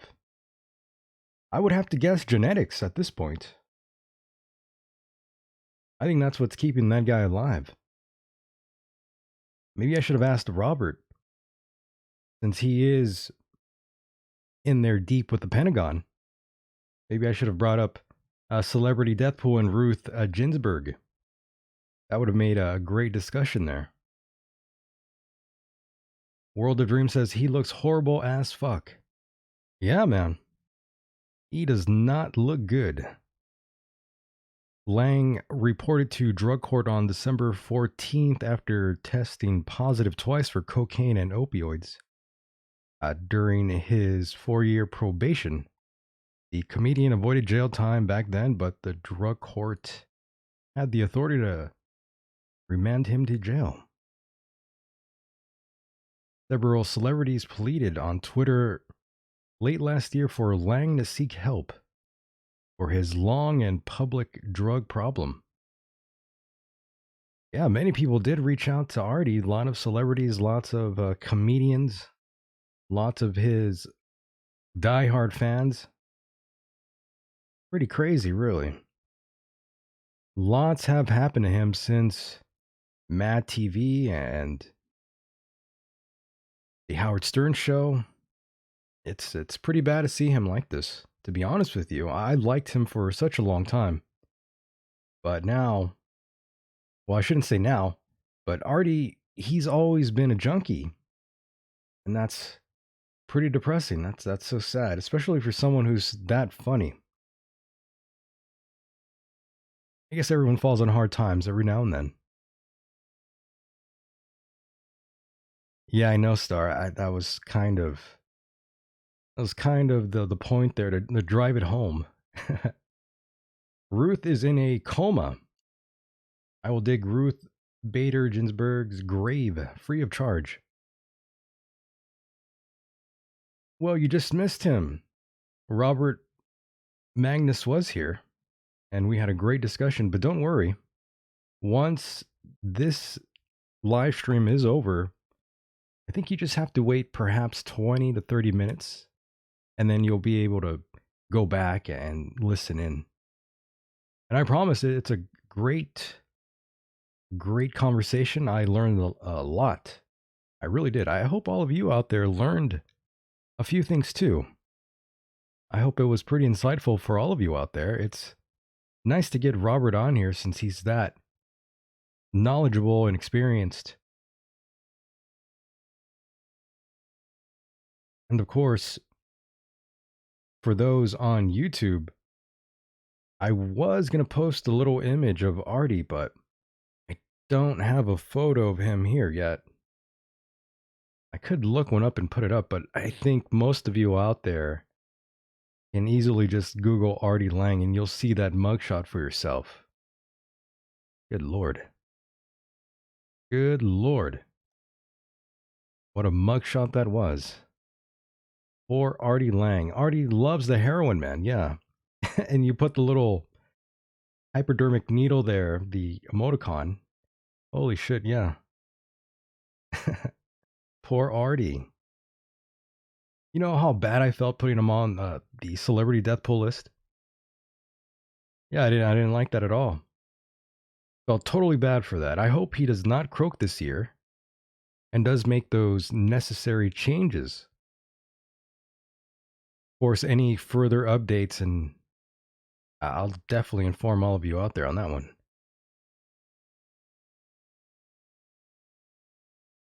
And of course, good night to you, Vic, in the chat room. Gang of Four is asking, Michael, are you originally from California? Well, I was conceived in Las Vegas in the Circus suite there. That's where I was conceived. But yes, I am from California. Born there. Born and raised in California. I love it out here. I enjoy hell. I really do. Now that reminds me, it's almost time for the Super Bowl. Not quite sure if any of you are going to bother to watch that. But one thing that I saw on here that really confused me was the fact that Maroon 5 has been called up for the Super Bowl gig, the halftime gig there. Wow. Good job, NFL. Brilliant job. You have found a more awful band than Maroon 5. Now, that's one act that I wish I would have put on my celebrity death pool list. Maroon 5. You know, I'd rather take a wedding band. No offense to any wedding bands out there. Some are actually damn good. And that would have been much better. A way much better choice than Maroon 5. Give me a fucking break. Maroon 5. Maroon 5. Who the fuck listens to that shit? Maroon 5. I'm not exactly angry, but disturbed. Maroon 5, really? Fuck. The Super Bowl hasn't exactly had a good performance since Janet Jackson when she showed her tit off. There, I said it. That was the last good performance. When she showed her nipple to the world, I thought that was the best performance. It was better than the game. And of course, aside from that, Prince was also really damn good. But holy shit. Maroon 5. If you could only see my face right now, just full of disgust over Maroon 5. Wow. Maroon 5 stinks. Now back on the original topic here of Ladies' Night. And what a wonderful segment it was. I kind of jumped around here. I apologize. But yeah, I hope for a bit more participation the next time I do one of these Ladies' Night. For those that are wondering, I don't tell anyone that's going to be on the show what to talk about or what to do. I sort of just give everyone the freedom to do what they like when they're on the air here. I don't really want to control what you're going to say or your actions or what you're thinking. I'm not for any of that. I definitely want you to be yourself if you are ever on the program, co-hosting or calling. Definitely don't want to control anyone. It's never been about that.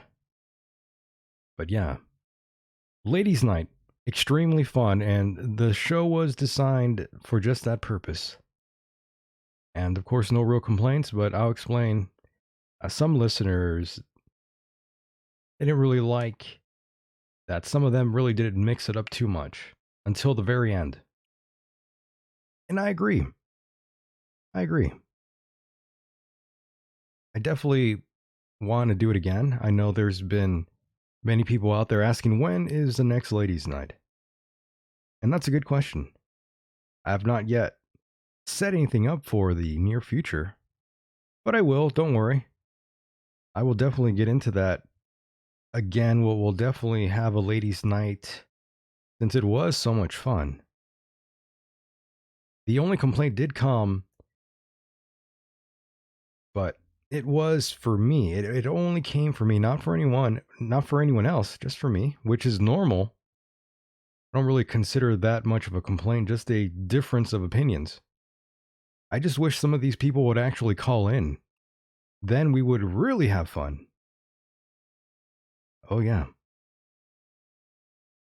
What was mentioned to me, though, via email was, of course, conflict with the Michael Jackson Sundance documentary. Lots of people pissed off about that. People were very angry with me. I'm well aware that the story follows these two individuals who have been very sketchy with some of their information. But regardless, I don't look past what LaToya Jackson, LaToya Jackson, you remember her? Well, I don't look past what she was saying in interviews about Michael. And of course, even with Catherine Jackson, what she was saying about Michael behind closed doors, calling him a slang word for homosexual. LaToya, in my opinion, she didn't look like she was lying either. It's really a terrible situation all around, and I'm sure that family is beyond exhausted having to deal with all this nonstop media coverage for years. For years.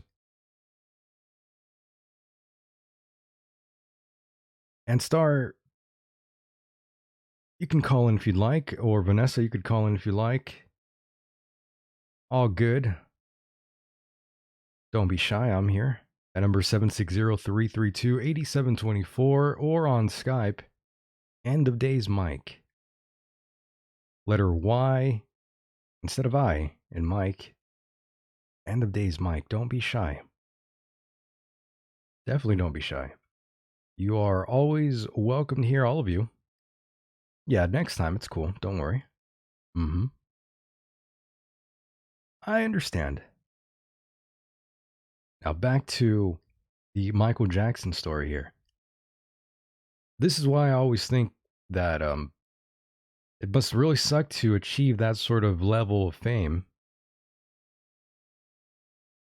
That level of fame where you are constantly being watched and nothing is private for you.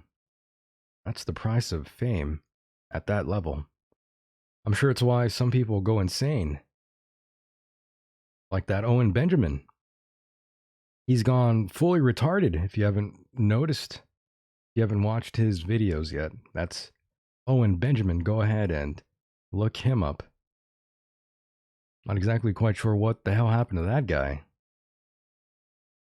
But he seems to have sort of lost his mind on certain things. Not sure why. Not sure why. Now, crawling along here, again, I want to give recognition to those out there who were affected by the polar vortex. That's already claimed a number of lives out there. This is one of those times, ladies and gentlemen, where I am thankful for living out here in California. You don't have to worry about the cold weather all too much. All you really have to worry about is the sun, and that's during the summertime. You don't want to be caught up out here during the summer. Our city slogan is where the sun spends the winter. You know how badly I want to punch that guy in the face who created that fucking slogan? I would just love to punch him in his throat, to be honest with you.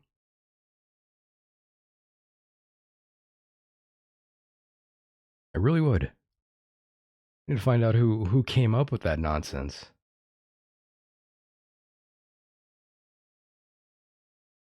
Is that what he's calling them now? Gang of Four. Comedy shows. I don't dislike him, by the way. I never totally hated him or anything like that. I just thought, what happened to Owen Benjamin? Seems a lot different now. Is that Star? Well, hello. Yes, it is. Star, how's it going? Fair to middling. How's it going for you? Pretty good, pretty good. You are calling in through Skype, not the phone line, which is okay. Don't worry. I can hang up Skype and call back. No, no, no. Oh. Don't okay. worry. Yeah, it's cool. We'll work through it. It's just the fact that sometimes when people call with Skype, there's a bit of a strange noise that comes through. That's all good though. Okay. Any strange We'll work noises, through it. chat? I mean, besides me. No, you're good. You're good. Okay. all Well, good. you wanted me to call in, and I have nothing to say. So No, I thought you were. well, I thought you were trying to call in.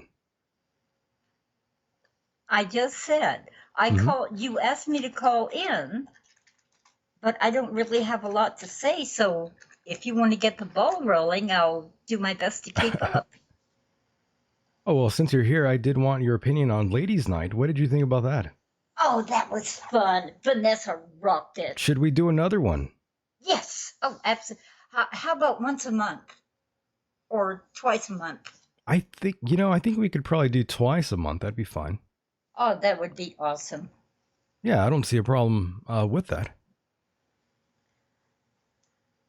You know what? What it was, Star. I saw an older message on YouTube that's what I was referring to. Yeah, that's why I was like, oh, okay, I see. Yeah. Oh, my bad. Gang of Four? No, I'm not going to do the voice porn. Sorry. Voice porn? Sporn? What porn? Voice porn.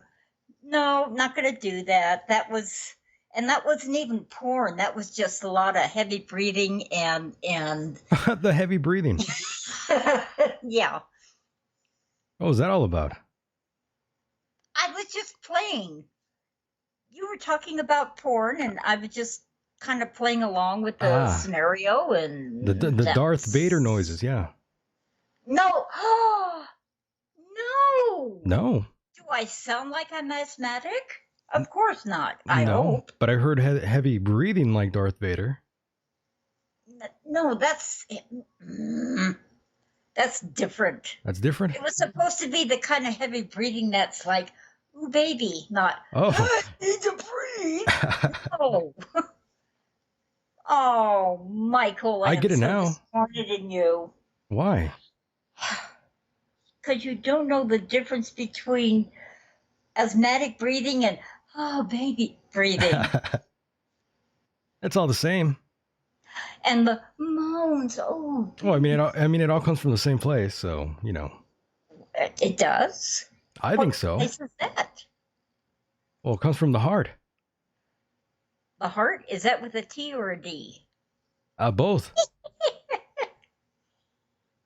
I'm sorry, I couldn't help that. That's okay.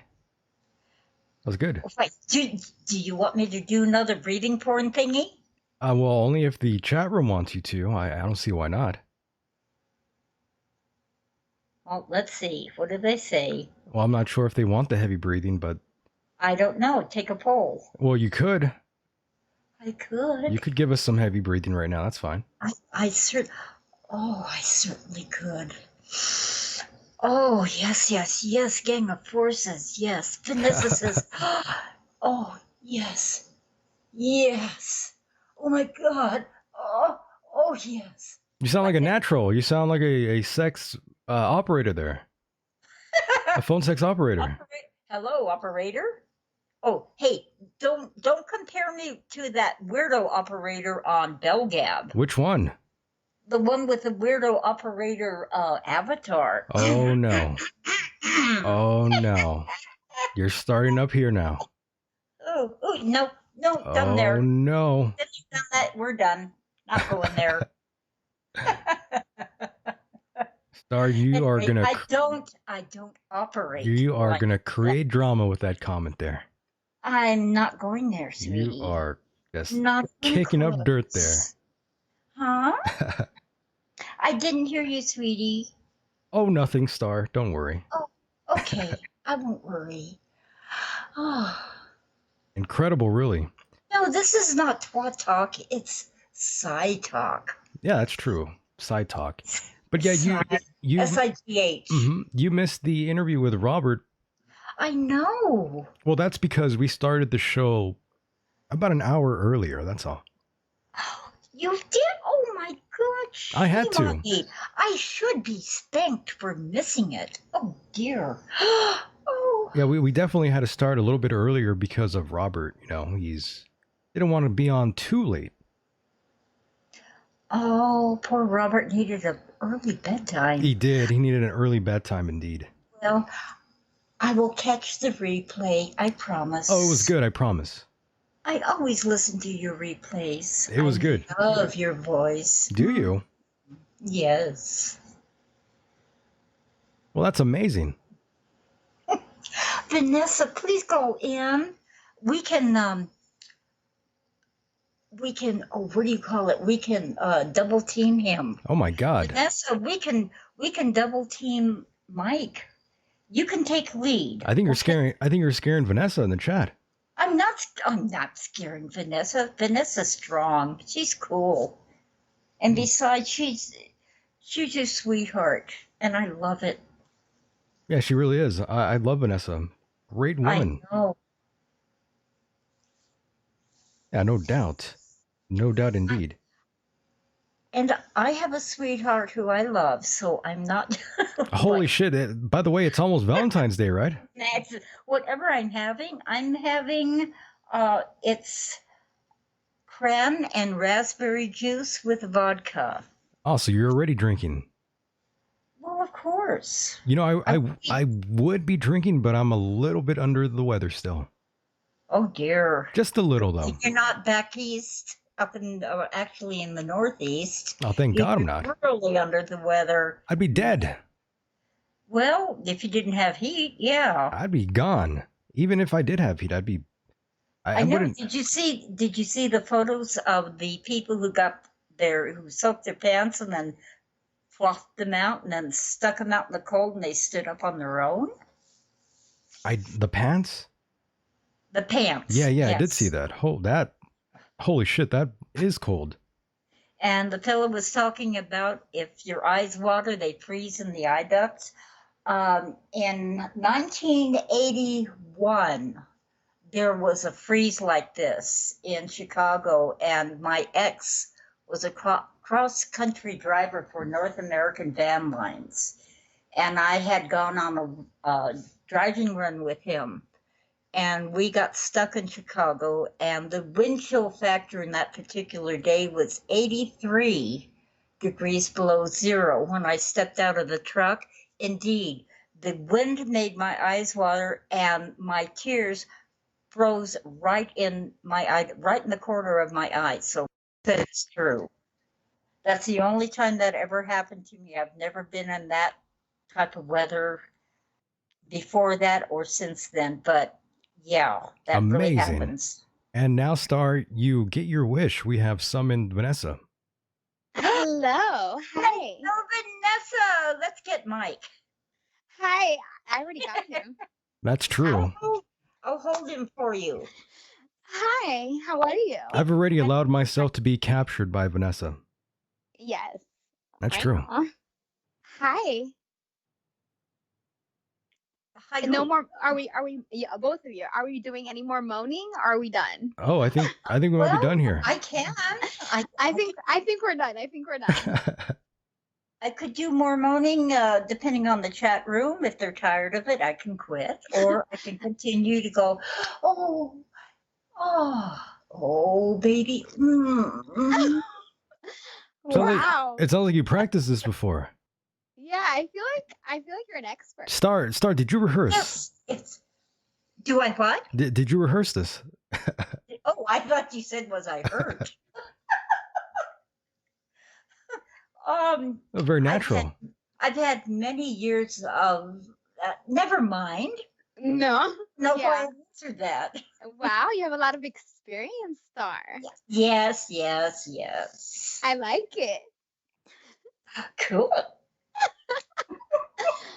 So And yes, Michael's scared. not at all.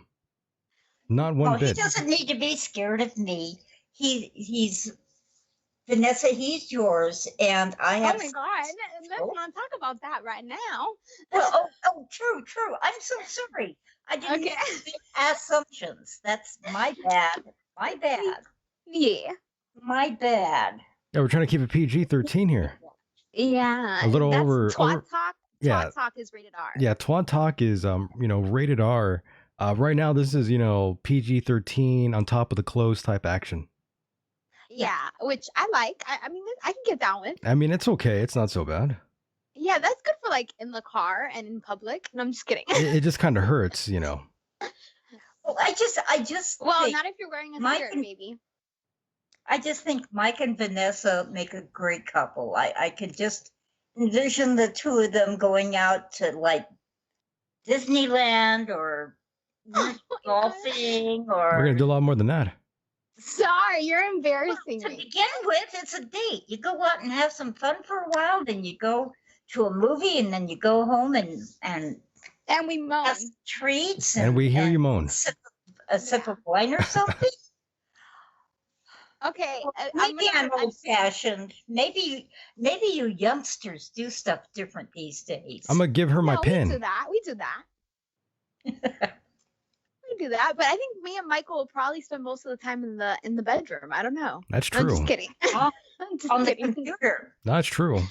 That's right. But Vanessa, PG-13. by the way, I did want to ask you really quickly here about your opinion on Maroon 5 and their performance at the Super Bowl coming up.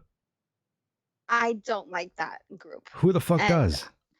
And I don't know. I haven't liked a Super Bowl performance since Aerosmith and Britney Spears. Oh, I had a feeling you'd say that. I mean, you like Justin Timberlake and Janet Jackson, so you're not pretty far away. Well, I mean, I got to see some tit. Oh, I'll show you. No, I'm kidding. Well, I mean, Yeah. Star, by the way, do you have any favorite or maybe just a performance that you liked during the Super Bowl? I haven't watched it, so I don't know what to choose from. I've always liked the Clydesdale horses, but I don't know if they do that anymore. Good Lord, they don't. When was that? That may have been a little bit before my time. It might have been. It Yeah, might have Gang been. of Four says he's scared, or he would call in. Why? I don't know. He said he's scared of me and Star. Scared of what? Oh, Gang of Four, don't be scared. Nothing to be afraid of. I can't bite. Yeah, she doesn't bite. I do. Vanessa kind of Yes, but does. Vanessa would bite very nibbly, I Yeah, bet. very soft. That's true. Yeah. Just no biting, just nibbling, okay, gang? Mm-hmm. But only Michael. That's true. Yeah, we just nibble. Oh, yes. And ladies, by the way, I did have an email to read. And Go. I was planning to do this once I was off Skype with both of you ladies here, but since I have both of you here, why not, right? Why not read this email and get your opinions on it too? Okay. All right, ladies, check this out. I got an email from one Steven. I'm not going to say his last name, but he writes in, Michael, I am writing from New Hampshire. I love your show, but have had a difficult time over the last 2 weeks trying to listen to your show. Are you still on the same time on Saturday? Also, up until 2 weeks ago, I was able to listen to the past shows anytime on TuneIn, and I am unable to do that lately. Michael, please advise the best way to listen to your show live. I have not had a TV in 9 years now, and I am a huge fan of talk radio. Your show being near the top of my favorites. Michael, I find you to be the most interesting, unique human being and radio host. Hope to Wait, hear what? from you. What was that, Star? Find you to be the most unique? What? I find you to be a most interesting, unique human being and radio host. Oh, unique. Yes. Right. Okay, I'm sorry. Didn't mean to interrupt. It's okay. I agree. Don't worry. Hope to hear from you. Peace out from the great north woods of northern New Hampshire. Thank you. That was from Steve. Oh, that was from Gang of Four. Oh, Gang of Four. Gang of Four, I didn't know you wrote that. Shout out. Gang of Four. That's so awesome. That was very sweet of you. Yeah. Ah, well, Aw. I think you understand what's going on now. We are on a different YouTube channel for the time being. And mostly that has to do with Jim Fetzer and Sandy Hook. YouTube does not like the fact that he's been on the program as many times as he has, talking about Sandy Hook, especially since he's in sort of legal battle now with one of the parents from Sandy Hook. So, in doing all my interviews with him, even the ones that were locked on YouTube, not being public for anyone, those videos were still struck by YouTube. And in doing so, now basically I am suspended from uploading and doing live streams until March, I think 13th or 14th. Oh, wow. Wait, That's a long ass what? time.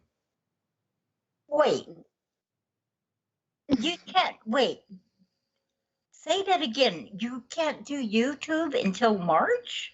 Right. I can't upload or do a live stream on my other channel.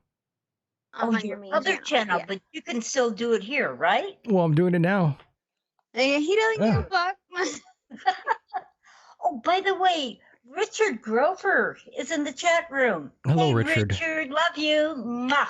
We love you, Richard. And I love stuff. I love your beard you had, and then I'm not sure if you shaved it off. I know I was stalking you on Twitter there, seeing your lovely beard that you had. Star, how do you feel about beards? Yeah, how do you feel about beards? I would never grow one. No, but like on men. Like, how do you feel about beards on men? Oh, Yeah, it most women have depends. beards, yeah. It depends on the shape of the face. I have seen men with beards. If it's the shortcut that frames the jawline, Mm-hmm. that's just so hot. But some guys, if it's shaggy and skanky and yucky and have yesterday's lunch on it, no. Yesterday's lunch. Okay. So like a nice like A little trimmed trim. beard. Yeah. Okay. A short trimmed beard and a nice square jaw, maybe a dimple in the chin. Okay, girl, you're getting too much. A Oh. dimple in the chin.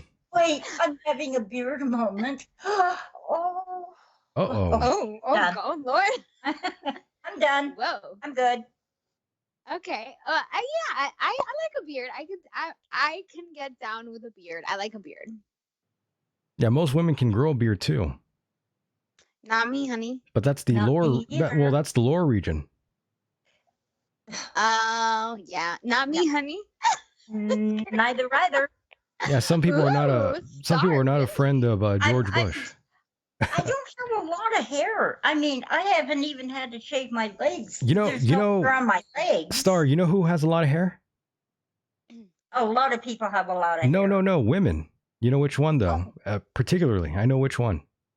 Oh, Caitlyn Jenner. No, you're right. No, Vanessa already got it right. Well, half right. Who? It's the Kardashians, the Kardashian household. I'm sure there's lots of shaving going on there. Those kind of women are very hairy. Wait, I Yeah. watched Star Trek. Kardashians don't have hair. That's because they're lasering that off. Kidding. That was a joke. Yeah. Richard We always says, talk about hair. Have you noticed? Richard says, ladies wax them beeholes. Oh my. They wax them and they bleach them, Richard. And that leads to health issues later on. Bleaching that a-hole of yours. Yeah, I don't know about that. I do. I read. It's not good for Yeah? you. You, Richard. That shit's You not read? good. I You read. get info. Infowars. Infowars.com. Where is Alex Jones, by the way? Is he still I don't know. talking See, that's the nonsense? thing. I feel like Alex Jones, they're trying to like remove him from our world. Like they're trying to delete him from existence. I think they're trying to do that to everybody that's outspoken. I think Yeah. Alex Jones is being outshone by Roger Stone right now. I think yeah. Roger Stone, you mean Gotham City's new? Like he's so weird looking. Well, they're both very weird looking, him and Jerome Corsi. That's true. Try looking But at that Roger guy. Stone dresses like, I mean, Oh, boy. like a villain from Gotham City. He's a weirdo. He's pretty weird. I think he's a little bit of a swinger, right? Is he a swinger? I think Or do he we know? was. Allegedly. I think he was. He did also march for some like gay parades out there in New York. Oh, I love the gays. Yeah, we don't have any problem with the gays. That's true. And you know, it's Oh, I funny. think that's so funny. It's funny that you brought up the gays because we do have some Florida news, by the way. Oh, great. That's what my neck of the forgot what woods. the comedian's name was, but she called herself a fag hag. A or fag hag. Something Ah. like that. Roger I've always wanted a gay friend that I could go shopping with. Roger Stone has Oh, a sloped yes. head in the chat room. I would love to have a Roger gay Stone. friend who would cook for me. Oh wow. Yeah. Like a slave? You just need to live out here, Just Star. like a chef. Yeah, like a chef. Mhm. You just need to What? hang out Gay here, chef. Star, and you'll Gay chef find would be the best. plenty of gay friends out here. In California? Oh yeah. Well, you know, I mean, in Miami. I have there's- a few gay friends and I wasn't even actively searching for them. Really? There's a lot of yeah. Do they hit on you? Nah, not at all. No? Okay. Mm-mm. I used to have another gay friend, but he moved away. Not exactly sure what the hell happened to that guy. But now Did there's he only move to, Hmm? to Miami? Nah, he didn't move there. I think he probably moved to like Palm San Springs. Francisco? No, Palm Springs, because this is a friend of mine who took a photo of himself and Andy Dick out there in Palm Springs, and I thought, oh God, Oh, Andy Dick? Why? I hate that guy. ooh, we shouldn't be hanging out with Andy Dick of all people. That's he sent me a photo, and I thought, holy shit, what are you doing? Leave I the feel bar. like you would catch something just by hanging out with him. Palm Springs? Probably catch Springs. HIV or hepatitis. Yeah, or some STD, some crabs. Allegedly, maybe, Allegedly. not a Do fact, you Yeah. opinion. understand why they Allegedly. go to Palm Springs? Because the Palm Springs, no. spring. Never No. mind. No. Michael, I feel like your show should be called End of Days with Michael Deacon, allegedly. No, the show most likely will just be the Michael Deacon program. Everything else Allegedly. will eventually go, since it's Yeah. more friendly and marketable that way. Okay. Because people think that you're like all about the End of Days. Yeah, which I'm not. So, But you know, I like End of Days because, you know, well, I like the I like that theme. movie. Well, I like the apocalyptic theme and all that nonsense. So, yeah, I hear you. Yeah. And Fallout. that's a great movie too. I've always liked Mike. I've always loved Mike shows. Well, Mike, how long have I been coming to your shows now? Since A you long and what's his time. name? The other guy, And I've yeah, been coming for a long time, girl. I've been coming too for a long time. We've all been coming We for a long all time. come to Michael's show. Y'all come now. By the way, in the chat room, it says never eat a girl's hairy beehole. Great advice. Well, I don't. My beehole is not hairy, and I wouldn't allow anyone. I would not allow anyone near it anyway. You waxing back there? Well, No, I don't need to. I I'm- don't need to. I'm almost hairless except for on my head. Back to the hairy conversation. You know, I remember I being feel like we talk about hair a lot. check this out. I remember being like in 7th and 8th grade, even through some years in high school. I remember seeing certain girls that wouldn't shave their arms, and I would be like, "Holy shit, you have hairy arms." Well, I don't have like hair, a lot of hair. Some and girls, I don't have hair on my arms. some but girls rocked I'm it that way, and I either. was well. Some girls were rocking it that way, and I just always thought, why do you have more hair than I do on my arms? That is pretty weird. I mean, I thankfully I don't have that problem. I don't have a lot of hair, but I don't like hair at all.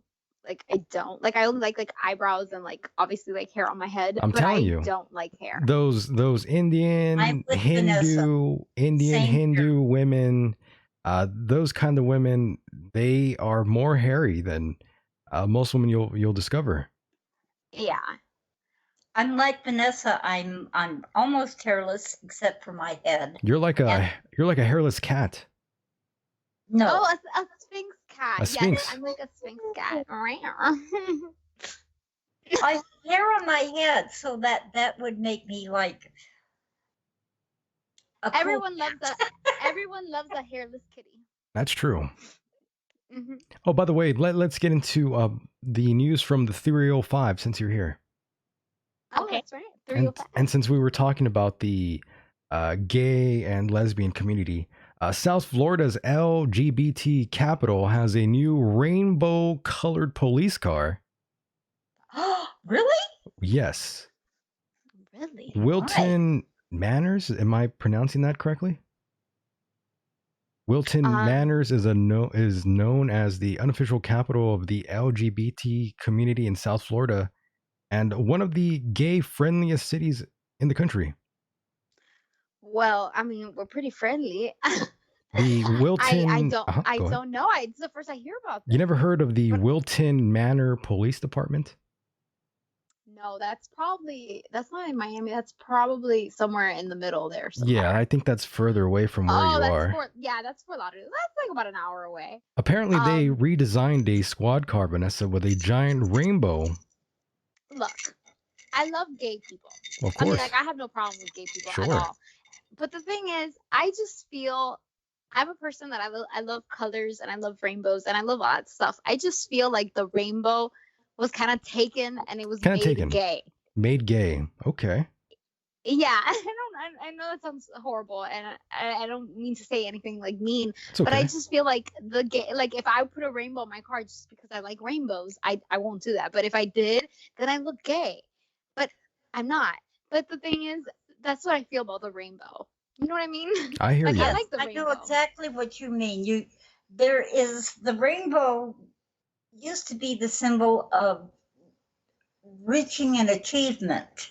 And then it was like kidnapped. It was hijacked. Yeah, and I feel that's happening. That's also happening with unicorns. I love unicorns. I've always loved unicorns. And then they took unicorns too. So I feel like they've just taken everything from me. Yeah, but the left has taken rainbows and unicorns and all the cool stuff and have perversed it. In a way, yeah. I mean, I don't want to be mean because I feel bad. We should all enjoy it. That's not mean at all. That's taking a stand saying, hey, leave my rainbow and unicorn alone. That's mine. Exactly. That's how I feel about it. I think that terrible Grit Gutfield, I think he has a unicorn coffee mug, if I recall. No, it's just a little statue he has on his desk that he pushes around a lot. I thought it was a coffee mug. Oh, maybe it is. I think it's a coffee mug. Yeah. Yeah. Michael likes coffee mugs. I do love coffee mugs. You guys don't know, Michael loves a good coffee mug. That's true. Yeah. I'm a sucker for one. Mm-hmm. That's going to probably be one of the first products that I put out. Coffee mugs. You really should. I would love a coffee mug. No, I'm going to do it. Yeah. I have to. But yes, of course. By the way, the department invites people to take selfies with the colorful patrol car and use the hashtag WMPD for all on social media postings. So if you're out there, anyone out there in Florida, go ahead and take a photo with the LGBT cruiser they got. Amazing. Yeah, the back window reads "Policing with Pride." That's crazy. Oh, that is pretty weird. I mean, I would. Gang of Four. They should have made the lights on the top rainbow too. That would be pretty cool. What was that, Star? Oh, Gang of Four, some landing strips on what? Oh, he's talking about mustache rides. yes, we're still talking about Man, well, I'm the mustache rider, no, endurance God. rider champion for 2018. Yeehaw! Good Lord. Are you gonna? Richard in the chat, he says that he doesn't like a lot of makeup on a woman. That's true. Too much. Yeah, I don't too much either. is. Yeah. I don't wear a lot of makeup actually. And Richard's also saying he's okay. I'm okay if my lady maintains a little landing strip. You know, I agree. Yeah, I agree with him. I can't believe I shocked Richard. Oh my God. I agree with him. A little And landing someone strip. else said that Pretty good. if it's shaved all the time, then it gets boring. That's true. See, that's the thing. I agree with that too. I would be willing to mix it up, but I like being clean. I need some hair. I need some yes. hairstyles. You know. Yeah, I mean, I will mix it up for you, baby. Well, you better. Just kidding. Oh You better mix it up for me. I feel like okay. Don't worry, it's almost over. I hijack your show and I start making it about sex. No. No, you don't hijack the show. You add to it. You're wonderful, Vanessa. Yes, I love you, continuing. Star. Continuing I love here you, with Vanessa. the 3:05 news here now.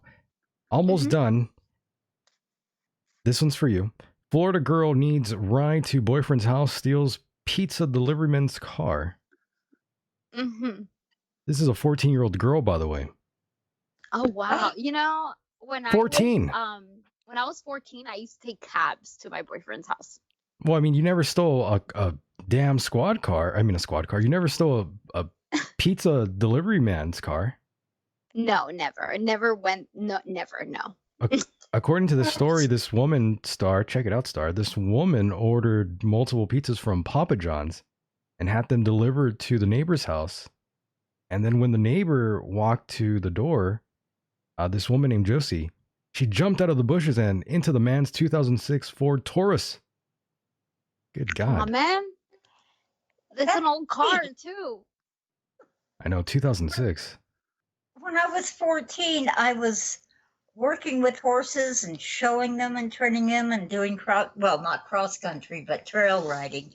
And I was one of those girls that was just horse crazy. And did you wear the cool outfits? Did you wear the really nice outfits? I didn't wear any outfits. I wanted my horses, and I just wanted to ride and show horses and do the trail riding, not cross country, because that's really hard to do. Someone in the I chat, I'm definitely referring to love the chat horses. real quick. They're saying that how does it feel to be cucked by time zones? Long distance relationship. What are they referring to? I have no idea, but that's amazing. I'm glad they feel that way. That is amazing. Yeah, good for them. And of course, I do want to thank both of you for being a part of the program here tonight. I had a great time talking to you and Star. And Star, I'll start with you first. Any last words before I cut you loose here? Oh, any last words? Sounds like you're talking to me on my deathbed. I sure am. Last words. Oh, I love you. I love Vanessa. I love everybody in the chat room. I love my sweetheart. And I hope certain forums finally get it together, weed out the toxins, and come back to the greatness they used to be. The greatness it used to be. Yep, used to be. Understood. That's coded. But anyway. I see. I felt you were doing that. Great again. Exactly. I love it. Understood. Well, thank you so much, Star, for hanging out with us here. We'll definitely do it again on the other side, my friend. I'll see you there. All right, Star. Take care. You too. Bye-bye. Bye-bye. Oh, Mike. Go ahead. Oh, I'll see you again. Oh, girl. Amazing. I need a shower after this. Amazing. Thank you so much, Star. Thank you. Bye. And there she goes. Wasn't that incredible? I love her. She's so amazing. She is. Gilf. Gilf. Gilf. Yeah. Amazing. And how are you tonight, Vanessa, by the way? I'm good. Baby, how are you? I can't complain, just still a little bit sick, so that's why we are wrapping it up kind of early here. That's fine. Yeah, just a little bit under the weather, and I don't want to get worse. Yeah. You know how that bullshit goes. Mm-hmm. You feel fine one day, and the next day you're all fucked up. Yep, that's life. Yeah. Amazing. So, Vanessa, thank you again for calling in and hanging out for a little bit. Definitely. No problem. Anytime. For sure. I love you, and I love your show. Love you too. And we'll definitely have you on again when we do Ladies' Night. That's right. It's going to be fun. It's always fun, baby. Oh, yes. All right, Vanessa. Well, take care. All And right. I'll talk to you very soon here. All right. Good night. All right, Bye. good night. Bye. And of course, I do want to thank all of you out there listening in, wherever you may be. Keep in mind, if you have any funny impersonations of myself or other listeners, please feel free to send those in at michaelandofdays@gmail.com, michaelandofdays@gmail.com, or if you just have any comments or concerns, any of those things, I'd love to hear it. I'll definitely take the time to either read the response here or just send you one in private. I had a few emails here, but some of those I did plan just to respond in private. And of course, I do want to invite all of you, if you wish, to donate any amount you'd like. At michaeldeacon.com, right hand side of your screen, hit that PayPal button there. Donate any amount you'd like. We're happy to get the kind of money that jingles, but we'd rather get the kind that folds. I'm Michael Deacon. Thanks for listening. And with that said, the world is a mysterious place, and life itself is a mystery. Until next time, good night, everybody.